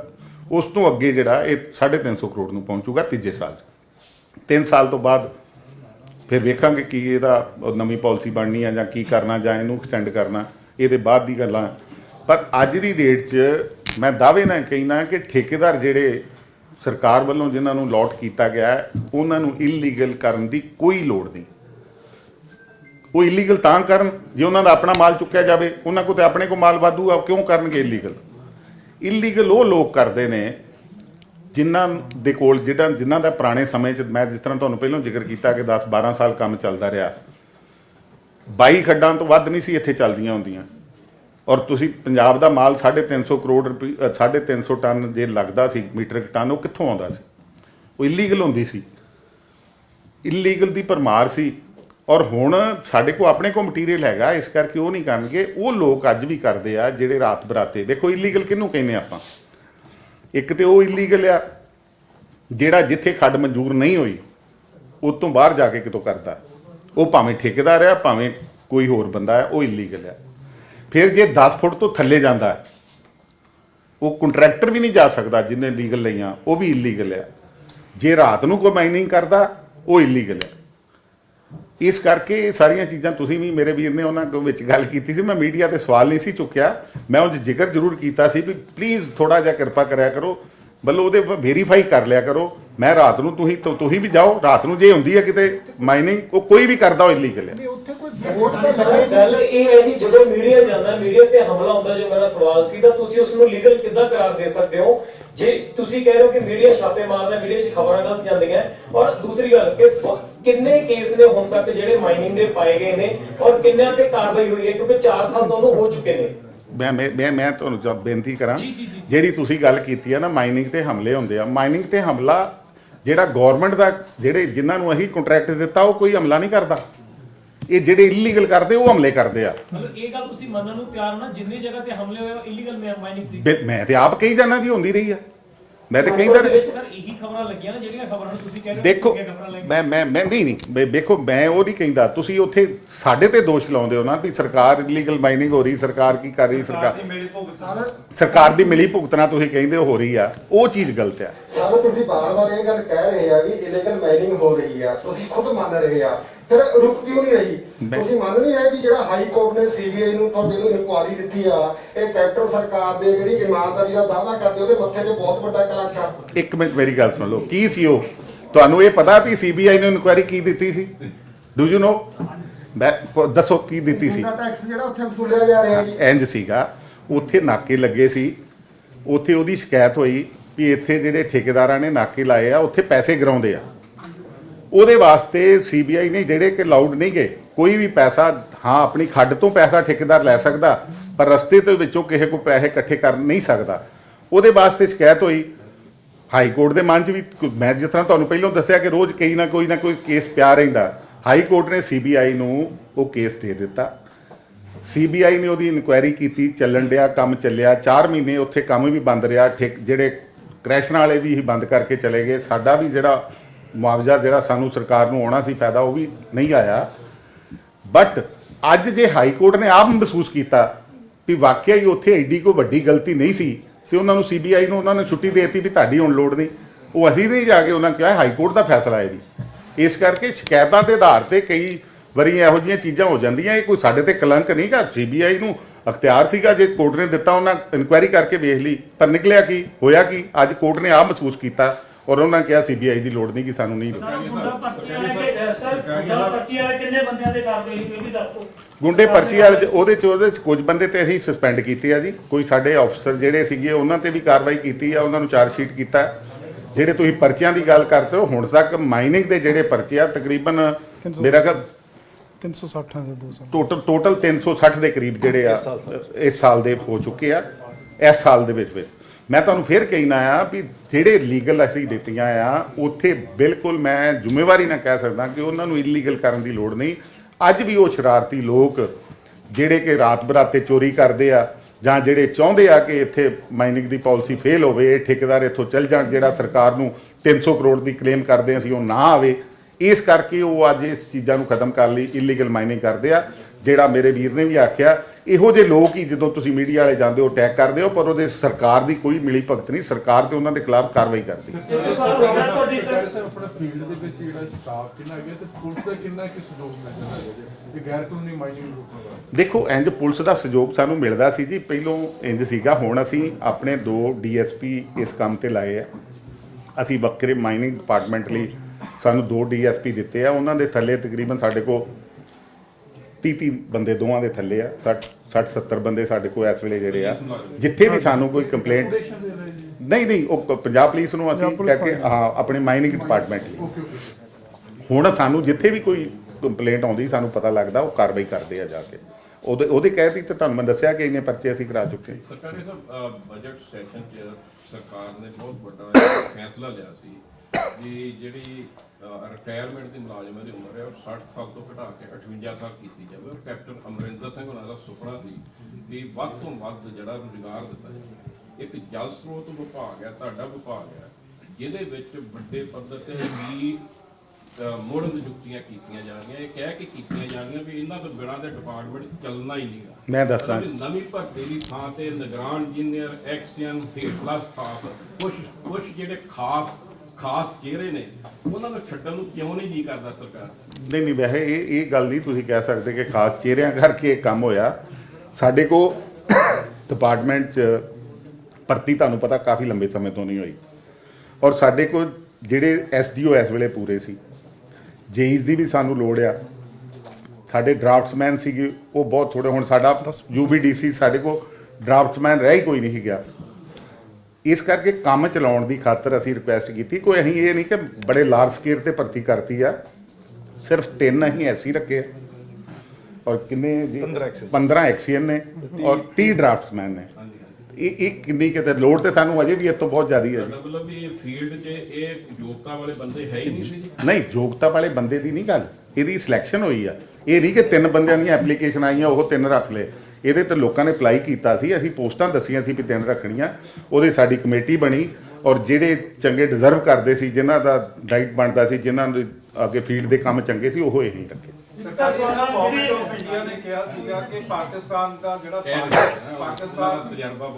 ਪਾਕਿਸਤਾਨ ਨੂੰ ਪਾਣੀ ਜਾਂਦਾ ਹੈਗਾ ਇੰਡੀਆ ਦਾ, ਉਹਨੂੰ ਰੋਕ ਕੇ ਯੂਟਿਲਾਈਜ਼ ਕੀਤਾ ਜਾਵੇ ਪੰਜਾਬ ਜਾਂ ਹਰਿਆਣਾ ਦੇ ਵਿੱਚ। ਉਹਦੀ ਪ੍ਰੋਜੈਕਟ ਵੀ ਚੱਲਿਆ ਸੀਗਾ। ਕਿਹੜਾ ਜੀ ਕਿਹੜਾ? ਪਾਕਿਸਤਾਨ ਨੂੰ ਜਿਹੜਾ ਪਾਣੀ ਜਾਂਦਾ ਸੀ ਹਾਂਜੀ, ਉਹਨੂੰ ਰੋਕਣ ਵਾਸਤੇ ਕੋਈ ਹੋਰ ਪਲੈਨਿੰਗ ਹੈਗੀ ਹੈ ਜਾਂ ਰੋਕ ਲਿਆ ਗਿਆ ਹੈਗਾ ਜਾਂ ਕਿੰਨਾ ਹੁਣ ਜਾ ਰਿਹਾ ਹੈ? ਦੇਖੋ ਤੁਹਾਨੂੰ ਇਹ ਪਿਛਲੇ ਸਮੇਂ 'ਚ ਜਦੋਂ ਹਿੰਦੀ 'ਚ ਬੋਲਾਂ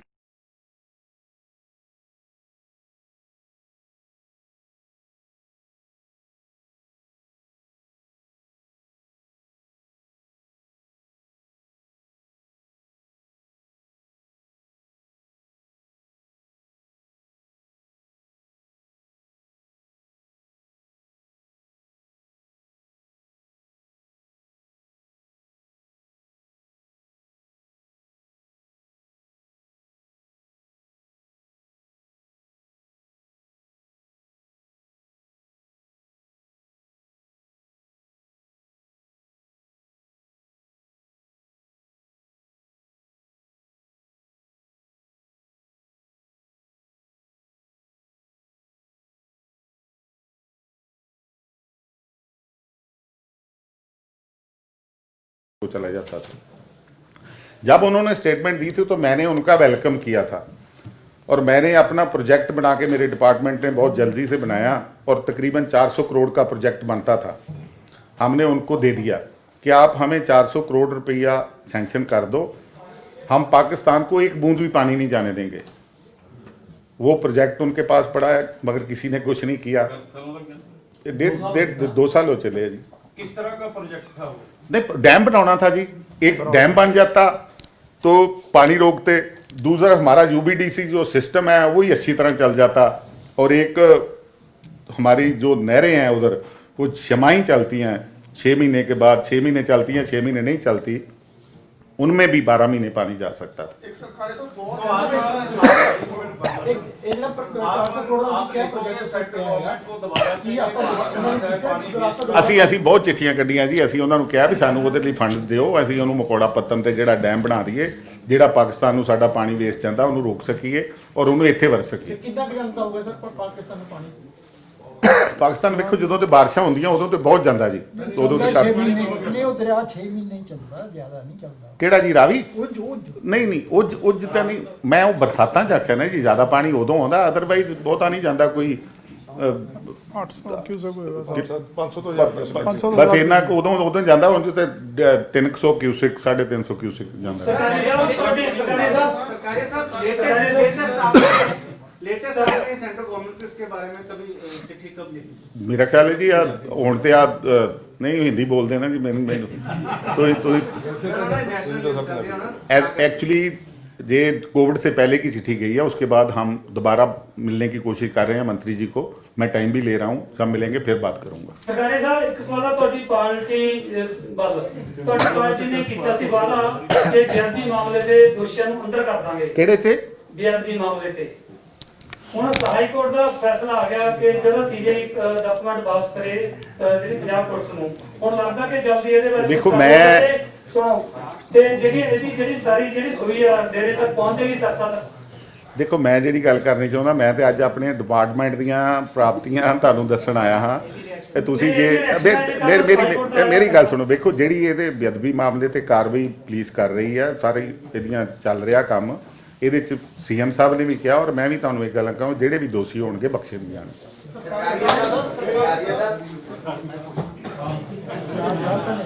ਸ਼ਾਹਪੁਰ ਗੱਡੀ ਡੈਮ ਦੇ ਜਿਹੜਾ ਪਾਕਿਸਤਾਨ ਨੂੰ ਪਾਣੀ ਹੈ, ਹਾਂਜੀ ਸ਼ਾਹਪੁਰ ਗੱਡੀ ਡੈਮ ਦਾ ਤੁਹਾਡੀ ਹੈ 60% ਤੁਸੀਂ ਆਲਰੇਡੀ ਕੰਸਟਰਕਸ਼ਨ ਕਰ ਰਹੇ ਹੋ। ਜਿਹੜੇ ਕੇਂਦਰ ਸਰਕਾਰ ਨੇ ਤੁਹਾਨੂੰ ਇਹ ਡੈਮ ਬਣਾਉਣ ਦੀ ਪਰਮਿਸ਼ਨ ਲਈ ਜਾਂ ਜ਼ੋਰ ਲਾਇਆ, ਉਹੀ ਹੁਣ ਤੁਹਾਡੇ ਤੇ ਪਰਚਾ ਦਰਜ ਕਰਨ ਜਾ ਰਹੇ ਹੋ। ਕਾਹਦਾ ਜੀ? ਇਹੀ ਵਾਇਲੇਸ਼ਨ ਦਾ ਕਿ ਤੁਸੀਂ ਜਿਹੜਾ ਡੈਮ ਹੈ ਇਹ ਬਿਨਾਂ ਪਰਮਿਸ਼ਨ ਤੋਂ ਹੀ ਬਣਾ ਉਹ ਨਹੀਂ ਉਹ ਨਹੀਂ ਹਾਂ, ਮੈਂ ਦੱਸ ਦੇਣਾ ਤੁਹਾਨੂੰ। ਇਨਵਾਇਰਨਮੈਂਟ ਤੁਹਾਨੂੰ ਜਿਹੜੀ ਫੋਰੈਸਟ ਕਲੀਅਰੈਂਸ ਦਿੱਤੀ ਹੈ, ਉਹਦੇ ਵਿੱਚ ਇੱਕ ਕੰਡੀਸ਼ਨ ਲਗਾਈ ਸੀ ਕਿ ਫੋਰੈਸਟ ਕਲੀਅਰੈਂਸ ਕਦੋਂ ਵੈਲਿਡ ਹੋਏਗੀ, ਜਦੋਂ ਜੰਮੂ ਕਸ਼ਮੀਰ ਨੂੰ ਪਰਮਿਸ਼ਨ ਮਿਲ ਜੇਗੀ ਸਟੇਜ 1। ਲੇਕਿਨ ਤੁਸੀਂ ਸਟੇਜ 1 ਦੀ ਪਰਮਿਸ਼ਨ ਜਿਹੜੀ ਤੁਹਾਨੂੰ ਮਿਲੀ, ਉਸ ਕੰਡੀਸ਼ਨ ਦੀ ਵਾਇਲੇਸ਼ਨ ਕਰਦੇ ਹੋਏ ਤੁਸੀਂ 60% ਕੰਸਟਰਕਸ਼ਨ ਕਰਤੀ। ਹੁਣ ਮਿਨਿਸਟਰੀ ਉਸ ਮਾਮਲੇ ਨੂੰ ਸੁਮੋਟੋ ਲੈਂਦੇ ਹੋਏ ਫੋਰੈਸਟ ਵਾਇਲੇਸ਼ਨ ਦਾ ਪਰਚਾ ਦਰਜ ਕਰਦੀ ਹੈ। ਨਹੀਂ ਕੋਈ ਪਰਚਾ ਨਹੀਂ ਜੀ, ਉਹਦੇ ਚ ਫੋਰੈਸਟ ਨੇ ਕਲੇਮ ਕੀਤਾ ਸੀ ਕਿ ਸਾਡੀ ਕੋਈ ਲੈਂਡ ਆਉਂਦੀ ਆ ਜਿਹੜੀ, ਉਹਦੇ ਬਦਲੇ ਜਾਂ ਤੇ ਸਾਨੂੰ ਇੱਥੇ ਜਗ੍ਹਾ ਛੱਡ ਦਿਓ ਤੇ ਜਾਂ ਉਹਦੇ ਵੰਡੇ ਸਾਨੂੰ ਕੋਈ ਹੋਰ ਲੈਂਡ ਲੈ ਕੇ ਦਿਓ ਜਿੱਥੇ ਫੋਰੈਸਟ ਲੱਗੇ। ਅਸੀਂ ਉਹ ਸਾਰਾ ਇੰਤਜ਼ਾਮ ਕਰਤਾ, ਅਸੀਂ ਦੇਤਾ, ਉਹ ਇਸ਼ੂ ਸਾਡਾ ਖਤਮ ਹੋ ਚੁੱਕਾ। ਜਿਹੜਾ ਇਹ ਤੁਸੀਂ ਕਿਹਾ 2600 ਕਰੋੜ ਦੇ ਆਸ-ਪਾਸ ਤੁਸੀਂ ਬਣਾਇਆ ਹੈ ਨਹਿਰਾਂ ਤੇ ਜਿਹੜੀ ਰੀਲਾਈਨਿੰਗ ਕਰਨੀ ਹੈ, ਤੋਂ ਜਿਹੜਾ ਆਗਿਆ ਨਾ ਆਪਾਂ ਇਕੱਠਾ ਕਰਦੇ ਉਹਦਾ ਕੋਈ ਨਹੀਂ ਇਹ ਤੇ ਵੇਖ ਪ੍ਰੋਜੈਕਟ ਨੇ ਜੀ, ਇਹ ਸੈਂਟਰ ਗਵਰਨਮੈਂਟ ਦੇ ਨਾਲ, ਸੈਂਟਰ ਗਵਰਨਮੈਂਟ ਵੱਲੋਂ ਵੀ ਇਹਦੀ, ਜਿਸ ਤਰ੍ਹਾਂ ਮੈਂ ਤੁਹਾਨੂੰ ਦੱਸਿਆ ਕਿ ਰਾਜਸਥਾਨ ਫੀਡਰ ਦਾ 60 ਉਹਨਾਂ ਦੇਣਾ, 40 ਰਾਜਸਥਾਨ ਨੇ ਦੇਣਾ। ਇਸੇ ਤਰ੍ਹਾਂ ਸਾਡਾ ਸਰਹੰਦ ਫੀਡਰ ਉਹਦੇ 41 ਅਸੀਂ ਪਾਉਣਾ, 41 ਸੈਂਟਰ ਨੇ ਪਾਉਣਾ, ਕੋਈ ਹਿੱਸੇ ਉਹਦੇ ਚੋਂ ਵੀ ਪਾਣੀ ਜਾਂਦਾ ਰਾਜਸਥਾਨ ਨੂੰ 18% ਹੋਣਾ। ਮੇਰਾ ਸਵਾਲ ਸਰ ਇੱਕ ਮਿੰਟ, ਮੇਰਾ ਸਵਾਲ ਕੰਢੀ ਕਨਾਲ ਦੇ ਨਾਲ ਸੀਗਾ। ਕੰਢੀ ਕਨਾਲ ਦਾ ਜਿਹੜਾ ਦਾ ਫਸਟ ਫੇਜ਼ ਸੀਗਾ ਜੀ ਨਾਰੂ ਨਗਰ ਪਿੰਡ ਤੱਕ 60 ਕਿਲੋਮੀਟਰ, ਹਾਂ 60 ਕਿਲੋਮੀਟਰ ਦਾ ਤਲਵਾੜੇ ਉਹ ਤਾਂ ਕੰਪਲੀਟ ਹੈ, ਉੱਥੇ ਤੱਕ ਦਾ ਪਾਣੀ ਆਉਂਦਾ, ਜਿੰਨਾ ਵੀ ਆਉਂਦਾ ਤੁਹਾਨੂੰ ਵੀ ਪਤਾ ਵੀ ਆ ਰਿਹਾ ਕਿ ਨਹੀਂ ਆ ਰਿਹਾ। ਅਗਲਾ ਫੇਜ਼ ਜਿਹੜਾ ਸੈਕੰਡ ਫੇਜ਼ ਹੈ ਉਹ ਬਣਨ ਤੋਂ ਪਹਿਲਾਂ ਕੰਪਲੀਟ ਹੋਣ ਤੋਂ ਪਹਿਲਾਂ ਉਹ ਬੜਾ ਚੌੜ ਤੱਕ ਬਣਨਾ, ਬਲਾਚੌਰ ਤੱਕ ਹਜੇ ਕੰਪਲੀਟ ਨਹੀਂ ਹੋਇਆ। ਪਿਛਲਾ ਪਾਸਾ ਬਿਲਕੁਲ ਟੁੱਟ ਚੁੱਕਾ। ਜਿਹੜਾ ਠੇਕੇਦਾਰ ਨੇ ਕੰਮ ਕੀਤਾ, ਇੱਟਾਂ ਵੀ ਲੋਕ ਲਾ ਕੇ ਲੈ ਗਏ, ਦਰਖਤ ਉਹਦੇ ਵਿੱਚ ਬੜੇ ਬੜੇ ਹੋਏ ਆ। ਉਹਦੇ ਵਿੱਚ ਸਾਡੇ 50-60 ਪਿੰਡਾਂ ਦੀਆਂ ਜ਼ਮੀਨਾਂ ਵੀ ਆਈਆਂ ਹੋਈਆਂ ਤੇ ਮੇਰਾ ਉਹਨਾਂ 50-60 ਪਿੰਡਾਂ ਦੇ ਨਾਲ ਲਿੰਕ ਵੀ ਹੈ। ਉਹ ਰੋ ਰਹੇ ਨੇ ਹੈ ਜੀ, ਉਹ ਰੋ ਰਹੇ ਨੇ ਕਿ ਨਾ ਇਹ ਕੰਢੀ ਕਨਾਲ ਬਣਨੀ ਹੈ, ਸਾਡੀਆਂ ਜ਼ਮੀਨਾਂ ਵੀ ਖਰਾਬ ਹੋ ਦੇਖੋ ਗਈਆਂ। ਇੱਕ ਮਿੰਟ ਮੈਂ ਚਲੋ ਮੈਂ ਜਵਾਬ ਤੇ ਦੇ ਲਾਂ। ਦੇਖੋ ਇਹਦੇ 'ਚ ਕੋਈ ਸ਼ੱਕ ਵਾਲੀ ਗੱਲ ਨਹੀਂ ਕਿ ਕੰਢੀ ਕਨਾਲ ਪ੍ਰੋਜੈਕਟ ਤੇ ਬਹੁਤ ਵਧੀਆ ਸੀ, ਪਰ ਪਤਾ ਨਹੀਂ ਸਮੇਂ ਦੇ ਨਾਲ ਕਈ ਸਰਕਾਰਾਂ ਆਈਆਂ, ਕਈ ਬਦਲ ਗਈਆਂ ਔਰ ਇਹ ਕੰਮ ਸਿਰੇ ਨਹੀਂ ਚੰਗੀ ਤਰ੍ਹਾਂ ਚੜ੍ਹ ਸਕਿਆ। ਮੈਂ ਜਿਸ ਤਰ੍ਹਾਂ ਤੁਹਾਨੂੰ ਪਹਿਲਾਂ ਦੱਸਿਆ 60 ਕਿਲੋਮੀਟਰ, ਤੁਸੀਂ ਦੂਜੇ ਦੀ ਗੱਲ ਕੀਤੀ ਹੈ ਔਰ ਉਹਦੀ ਦੁਬਾਰਾ ਅਸੀਂ ਲਾਈਨਿੰਗ ਜਿਹੜੀ ਕਰਨ ਜਾ ਰਹੇ ਹਾਂ, ਸਾਰਾ ਕੁਝ ਉਹਨੂੰ ਠੀਕ ਕਰਨਾ, ਉਹਦੇ ਸੀਪੇਜ ਆਉਂਦੀ ਆ, ਉਹਨੂੰ ਸਾਰਾ ਇੱਕ ਕਿਸਮ ਦੀ ਨਵੀਂ ਬਣਾਉਣ ਜਾ ਰਹੇ ਹਾਂ। ਮੈਂ ਦੱਸ ਜਿਹੜੀ ਰਹਿ ਗਈ ਤੁਹਾਡੀ ਬਾਕੀ ਬੈਲੈਂਸ ਦੀ ਗੱਲ, ਇਹਦੇ 'ਚ ਜਦੋਂ ਹੜ੍ਹ ਆਏ ਸੀ ਪਿਛਲੇ, ਉਦੋਂ 2-3 ਥਾਵਾਂ ਤੋਂ ਬ੍ਰੀਚਿਸ ਹੋਈਆਂ ਸੀ, ਉਹ ਅਸੀਂ ਰਿਪੇਅਰ ਕਰਾਤੀਆਂ। ਪਰ ਮੈਂ ਮੰਨਦਾ ਇਸ ਗੱਲ ਦਾ ਕਿ ਪਾਣੀ ਅਜੇ ਤੱਕ ਨਹੀਂ ਆਉਂਦਾ। ਪਾਣੀ ਇਸ ਕਰਕੇ ਨਹੀਂ ਆਉਂਦਾ ਕਿ ਜਿਹੜਾ ਪਾਣੀ ਪਿੱਛੇ ਜਿਹੜਾ ਅੱਗੇ ਆਉਣਾ ਚਾਹੀਦਾ 60 ਕਿਲੋਮੀਟਰ ਤੋਂ ਅੱਗੇ, ਉਹਦੇ 'ਚੋਂ 90% ਤੇ ਉੱਥੇ ਸੀਪੇਜ ਹੋ ਜਾਂਦੀ ਹੈ। ਇਸ ਕਰਕੇ ਉਹਨੂੰ ਠੀਕ ਕਰਨਾ ਜ਼ਰੂਰੀ ਹੈ। ਪਰਮਾਤਮਾ ਸੁੱਖ ਰੱਖੇ, ਅਗਲੀ ਸਰਕਾਰ ਬਣਾ ਦੇ। ਜੇ ਮੈਨੂੰ ਇਹ ਡਿਪਾਰਟਮੈਂਟ ਦਿੱਤਾ ਤਾਂ ਮੈਂ ਤੁਹਾਡੇ ਨਾਲ ਵਾਅਦਾ ਕਰਦਾ ਕਿ ਕੰਢੀ ਕਨਾਲ ਦਾ ਕੰਮ ਸਿਰੇ ਚੜਾ ਦੂੰ। ਸਾਹਿਬ ਇੱਕ ਪੰਜਾਬ ਦੇ ਵਿੱਚ ਬਹੁਤ ਜਿਵੇਂ ਰੇਤ ਮਾਫੀਆ ਇਦਾਂ ਹੀ ਲੈਂਡ ਮਾਫੀਆ ਵੀ ਬਾਕੀ ਕੰਮ ਕਰਦੇ ਇੱਕ ਕੋਲੋਨਾਈਜ਼ਰ ਜਿਹੜੇ ਹੈਗੇ ਨੇ ਪੰਜਾਬ ਦੇ ਵਿੱਚ ਅਜੇ ਵੀ ਇਦਾਂ ਹੈਗਾ ਕਿ ਜਿਹੜੇ ਲੋਕੀ ਵਾਅਦਾ ਕਰਦੇ ਆ ਉਹ ਤਾਂ ਨਾ ਤਾਂ ਸਮੇਂ ਸਿਰ ਪ੍ਰੋਜੈਕਟ ਬਣਾਉਂਦੇ ਆ, ਲੋਕਾਂ ਦੇ ਪੈਸੇ ਮਰ ਜਾਂਦੇ ਆ। ਤੁਹਾਡੇ ਕੋਲ ਸ਼ਿਕਾਇਤਾਂ ਵੀ ਆਉਂਦੀਆਂ ਨੇ, ਕਈ ਐਗਜ਼ਾਮਪਲ ਹੈਗੀਆਂ ਨੇ ਜੱਤੀ ਜਾਂ ਹੋਰ ਵੀ ਵਾਟਰ ਵਰਤੀ ਹੋਰ ਵੀ ਤਾਂ ਹੈਗੇ। ਇਹਨਾਂ ਉੱਪਰ ਕਾਬੂ ਪਾਉਣ ਵਾਸਤੇ ਕੋਲੋਨਾਈਜ਼ਰ ਨੂੰ ਕਿਵੇਂ ਕਰੋਗੇ? ਇਹਨਾਂ ਨੂੰ ਰੇਰਾ ਦੇ ਵੀ ਪ੍ਰਵਾਹ ਨਹੀਂ ਹੈ। ਨਹੀਂ ਦੇਖੋ ਇਹ ਆਮ ਬਹੁਤੀਆਂ ਸ਼ਿਕਾਇਤਾਂ ਤਾਂ ਨਹੀਂ ਹੈਗੀਆਂ, ਪਰ ਕਈ ਸੁਸਾਇਟੀ, ਇੱਕ ਜਿਸ ਤਰ੍ਹਾਂ ਇੱਥੇ ਮੇਰਾ ਖਿਆਲ ਕੋਈ ਪ੍ਰੀਤ ਸੀ, ਪ੍ਰੀਤ ਲੈਂਡ ਸੁਸਾਇਟੀ, ਉਹਨਾਂ ਨੇ ਲੋਕਾਂ ਨੇ ਪੈਸੇ ਲੈ ਲਏ ਸੀ, ਪਲਾਟ ਦਿੱਤੇ, ਉਹ ਵਿੱਚ ਉਹ ਰਗੜਾ ਬਹੁਤ ਚੱਲ ਰਿਹਾ ਝਗੜਾ ਉਹਨਾਂ ਦਾ।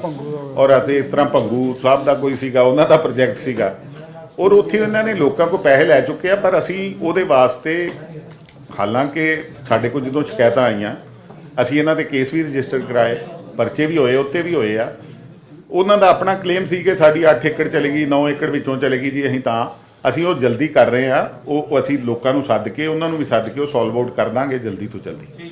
ਸਰਕਾਰੀਆ ਸਾਹਿਬ ਇੱਕ ਲਾਸਟ ਚਲੋ ਚਾਹ ਪੀ ਲਈਏ ਹੁਣ। ਚਾਹ ਪੀ ਲੈਂਦੇ ਆ ਜੀ। ਇੱਕ ਸਰਕਾਰੀਆ ਸਾਹਿਬ ਤੁਸੀਂ ਗੱਲ ਕੀਤੀ ਸੀ ਕਿ ਜਿਹੜੇ ਬਿਲਕਰ ਸੈਕਸ਼ਨ ਆ ਉਹਨਾਂ ਵਾਸਤੇ 5% ਆ ਜਿਹੜੇ ਮਕਾਨ ਬਣਾ ਕੇ ਦੇਣੇ ਸੀਗੇ ਕਲੋਨਾਈਜ਼ਰਾਂ ਨੇ। ਹਾਂਜੀ, ਤੁਸੀਂ ਖੁਦ ਮੰਨਿਆ ਵੀ ਪਿਛਲੇ 10-12 ਸਾਲਾਂ ਦੇ ਵਿੱਚ ਕਲੋਨਾਈਜ਼ਰਾਂ ਨੇ ਉਹ ਪ੍ਰੋਜੈਕਟ ਨੂੰ ਪੂਰਾ ਨਹੀਂ ਕੀਤਾ। ਕਿਆ ਸਰਕਾਰ ਨੇ ਉਹਨਾਂ ਦੇ ਖਿਲਾਫ ਕੋਈ ਕਾਰਵਾਈ ਕੀਤੀ ਹੈ? ਨਹੀਂ, ਉਹਦਾ ਇਸ਼ੂ ਚੱਲਦਾ ਰਿਹਾ ਜੀ। ਉਹਨਾਂ ਦਾ ਕਲੇਮ ਇਹ ਸੀਗਾ, ਉਹ ਸਾਨੂੰ ਇਹ ਬੇਨਤੀ ਕਰਦੇ ਰਹੇ ਵਾਰ-ਵਾਰ, ਸਾਡੇ ਨਾਲ ਮੀਟਿੰਗਾਂ ਵੀ ਹੁੰਦੀਆਂ ਰਹੀਆਂ ਕਿ ਸਾਡੀ ਜਿਹੜੀ ਕਾਲੋਨੀ ਆ ਇਹਦੇ 'ਚ ਇੱਕ ਤੇ ਸਾਨੂੰ ਇਹ ਸੀ ਪਹਿਲੋਂ ਵੀ ਜੇ ਉਹ ਨਹੀਂ ਕਰਨਗੇ ਤੇ ਅਸੀਂ 5% ਉਹਦੀ ਆਕਸ਼ਨ ਕਰ ਦਾਂਗੇ, ਹੋਰ ਕੋਈ ਲੈ ਲਵੇ ਤੇ ਉੱਥੇ ਆ ਕੇ ਬਣਾ ਦੇਵੇ। ਬਟ ਉਹਨਾਂ ਦਾ ਆਪਣਾ ਦੇਖੋ, ਜੇ ਸੋਚਿਆ ਜਾਵੇ ਤੇ ਉਹ ਵੀ ਆਪਣੇ ਥਾਂ ਤੇ ਕਈ ਹੱਦ ਤੱਕ ਠੀਕ ਸੀਗੇ ਕਿ ਸਾਡੀ ਇਹ ਮੁਸ਼ਕਿਲ ਆ ਵੀ ਜੇ ਅੱਜ ਅਸੀਂ ਆਬਾਦੀ ਦੇ ਹਿਸਾਬ ਨਾਲ ਆਪਣਾ ਸੀਵਰ ਪਾਇਆ, ਉਸ ਹਿਸਾਬ ਨਾਲ ਸਾਰਾ ਸਿਸਟਮ ਕੀਤਾ। ਜੇ ਹੋਰ ਘਰ ਇੱਥੇ ਆ ਗਏ 5% ਨਾਲ ਛੋਟੇ ਘਰ ਬਣਾਵਾਂਗੇ ਤੇ ਆਬਾਦੀ ਇੱਥੇ ਵੱਧ ਜਾਣੀ ਆ, ਸਾਡਾ ਸਿਸਟਮ ਨਹੀਂ ਠੀਕ ਚੱਲਣਾ। ਇਸ ਕਰਕੇ ਸਾਡੀ ਕੋਈ ਇਹੋ ਜਿਹੀ ਪ੍ਰਪੋਜ਼ਲ ਬਣਾ ਦਿਓ ਜਿਹਦੇ 'ਚ ਅਸੀਂ ਤੁਹਾਨੂੰ ਜਗ੍ਹਾ ਲੈ ਦਿੰਦੇ ਆ। ਅਸੀਂ ਇਹ ਨਹੀਂ ਕੀਤਾ, ਅਸੀਂ ਉਹ ਮੈਂ ਤੁਹਾਨੂੰ ਦੱਸਿਆ ਸਾਡੀ ਪਾਲਿਸੀ ਆ ਰਹੀ ਹੈ ਔਰ ਤਕਰੀਬਨ 3 ਕਿਲੋਮੀਟਰ ਦੇ ਏਰੀਏ ਦੇ ਅੰਦਰ ਜਿੱਥੇ ਉਹਨਾਂ ਦੇ ਪ੍ਰੋਜੈਕਟ ਆ ਉੱਥੇ ਸਾਨੂੰ ਇਕੱਠੀ ਕਰਕੇ ਉਹ ਲੈਂਡ ਲੈ ਦੇਣਗੇ। ਉੱਥੇ ਅਸੀਂ ਜਲਦੀ EWS ਦੇ ਜਿਹੜੇ ਕੰਮ ਸ਼ੁਰੂ ਕਰਾ ਦਾਂਗੇ।